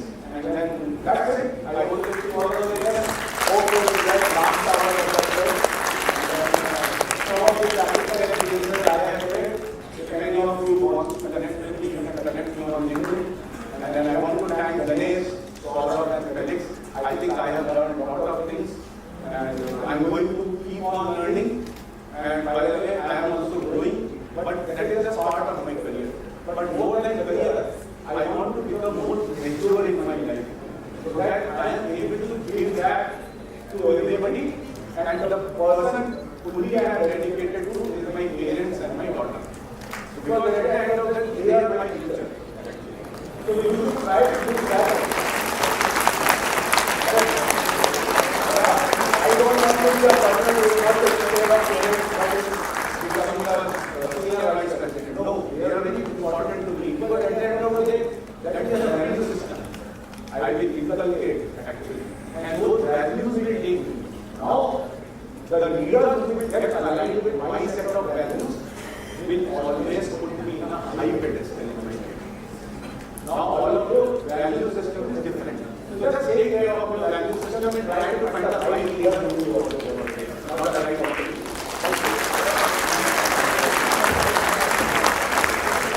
Any questions? And Saurabh, I was about strategy. Why we are the people who will stand?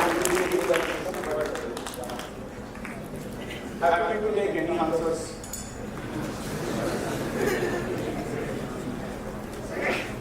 Yeah.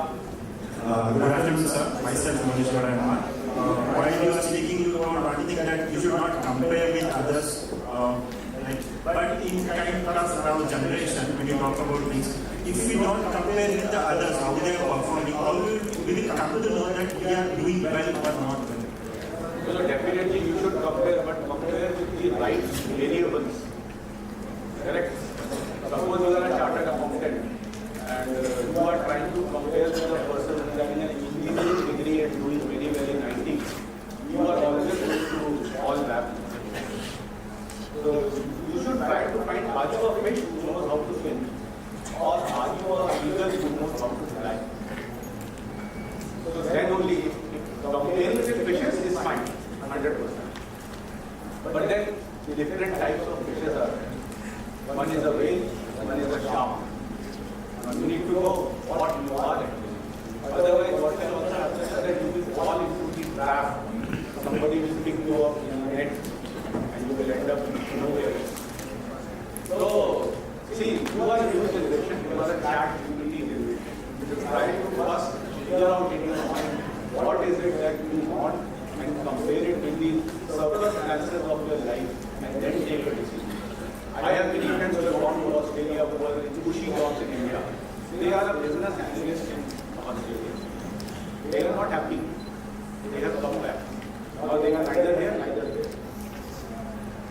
So we were in Singapore, but I hate to do that is not what I am doing. So I have come back, but I am very proud of it. India has all the opportunities.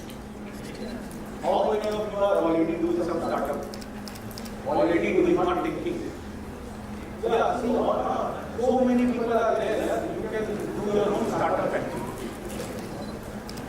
Yeah, any other questions? Hope you are satisfied. Yeah. Please go ahead.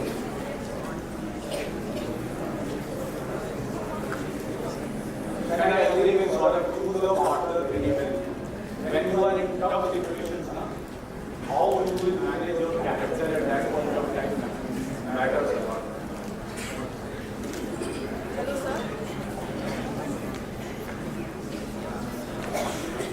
Yeah, you can speak. Hello, sir. First of all, thank you for your insights. And my question is that I was in interview and one of the panelists asked me that I also talked about my life uncertainty, and they asked that how you are setting up goals when your life is full of uncertainty. So according to you, what would be the answer? As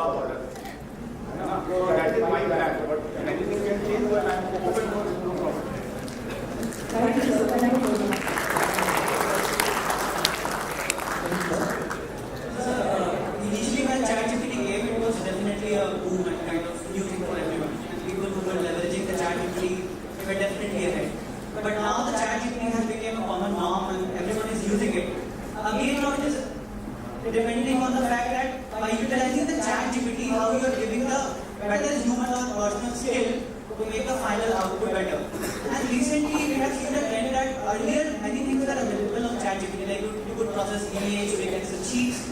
Now they have limited the use. And now they have limited the amount of data we can process on chat GPT. So now, day by day, chat GPT is also making it a kind of economic venture. Yeah, definitely it's a commercial activity over there. Nothing is free in this world, right? But the deep fake and other things have come. See, now what is happening? There is a big tectonic shift in the industry. You should know, all of you should know how to write a prompt. You know, by the way, the education industry itself is going to change. There is a seek executive. People are not going to come to physical knowledge after some years. They will do it by themselves. Now, but there is a risk also. There is a very big risk that somebody can put raw face and write anything. So, risk is there, and then there are some mitigation exercises in the industry which is happening. First is awareness of what ChatGPT can do, what ChatGPT cannot do. You have to, if you are giving it answers in ChatGPT, you have to compulsorily write that this is taken from ChatGPT. If you will not do, you will stand a risk, very big risk. All these things are very important. We have partnered with one of the best companies around the world for imparting AI knowledge. So there is something called a responsible AI. How to do responsible AI? If you will not take those trainings now, you will be a laggard behind. Now all are those days where fancy PPT will develop. That fancy PPT, ChatGPT can do in 2 years. Correct? So China has given DeepSeek. Yeah. So how far India is in its own version? So if you see budget, India is also asking nominations for India models as well. If any of you are in technology, you can go and register yourself. 100% India will win this war, but then we need to spend less time on device, and so we have more time on driving innovation. Unfortunately, India is not a startup country. We are more of an economy which is totally reliable on other countries actually for our bread and butter. But there are young talents like you, some of them, doing things and we are also learning from them. I have not come here to tell what I have been doing. I can learn from you better.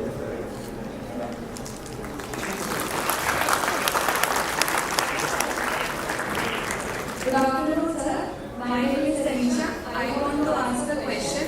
If the individual values are not aligned with the organization values which you are working, so how can you create the value addition and foster the organization? See, individual values are not aligned with organization values. You will actually leave them for sure. 100%. But see, all digital masters, I didn't tell, all digital masters are digital masters not because they are good in their focus, because their culture is good. Culture of collaboration is the biggest skill of this century. Everything is ChatGPT. If you know how to collaborate, then only your initiatives will succeed. If you don't know how to collaborate, you will fall.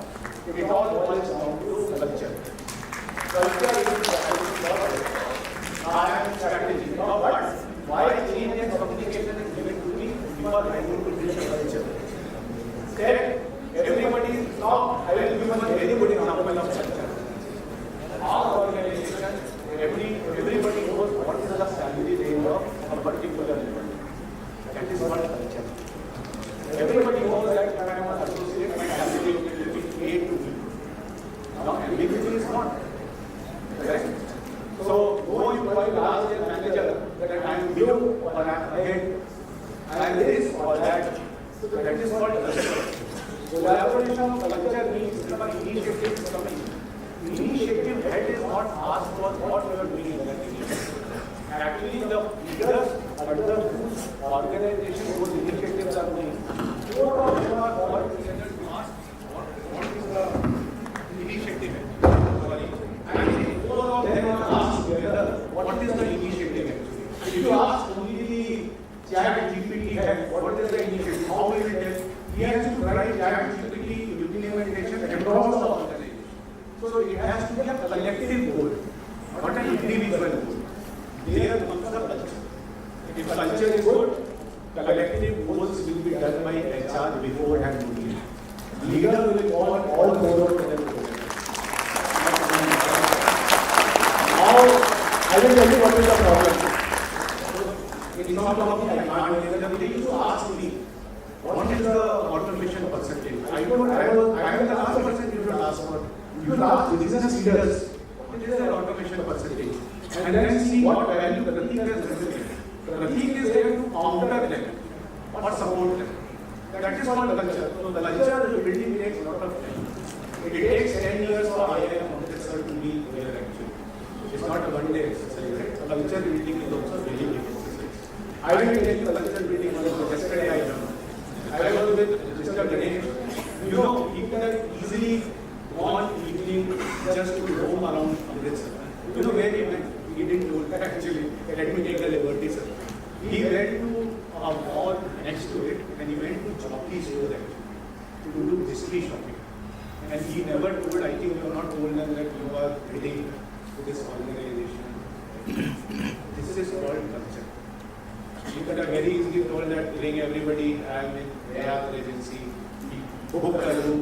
No, he walked in a humble way, went there, understood because now I'm sure he will have a strategy there.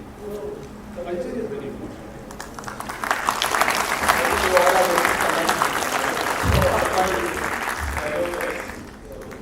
Enjoy your life and get in touch with me for anything. I am not charging. By the way, I am not charging people to help, but for IIM Amritsar, it's a CSR activity.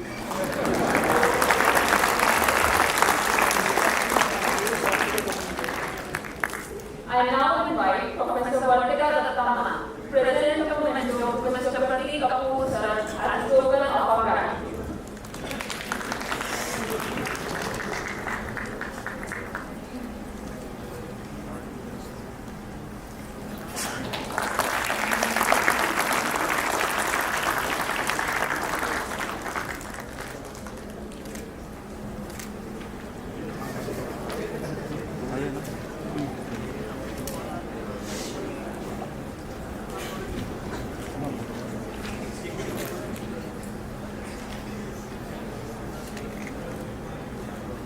Thank you so much, sir, for providing such keen insights.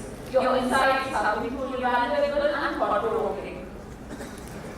I would like to thank all the industry leaders for providing a window to the corporate world in such an informative manner. Now, we invite you to indulge in a brief but captivating glimpse of today's event, captured and crafted by IIMAm, the Photography Club, and the Media and Public Relations Committee.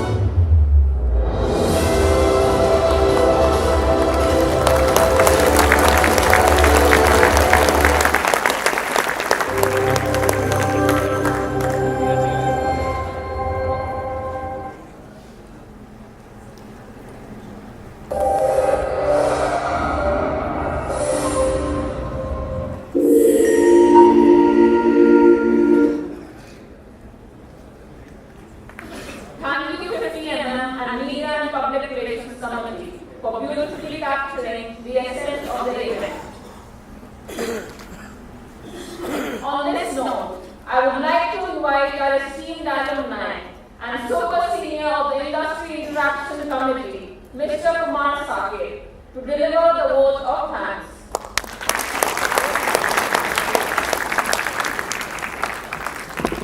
thank you. Firstly, a big vote of thanks to my juniors for allowing me to give a vote of thanks. It's been always a pleasure. It's been always a pleasure and a great opportunity to interact such as team leaders because their 30 years of experience comes to us in a nutshell of maybe 15 minutes. So yeah, maybe my questions about oiling and grease might be different. But yesterday I am going to Google what happened to Coca-Cola after the sugar price got rise. So yeah, a great opportunity and definitely a bigger window for us. It's a heartfelt thanks to team leaders. I'm really thankful on the behalf of IIC, to the Student Service Committee, to IIMAm, to ma'am, for giving us an opportunity and helping us to organize this big event. I'm also thankful to the IT team for their never-ending support. Definitely the MPRC, 50mm, the way they organize things for us, they put us on the social media, gives us a glance of what we can do, what we are, how big we have become. And definitely the placement committee who helps us in maintaining the decorum and tell us the standards we are meant for. Industry Relations Committee, of course, a big round of applause for us. And last but not the least, the students of Amritsar, you guys are the backbone of our work. So thank you so much.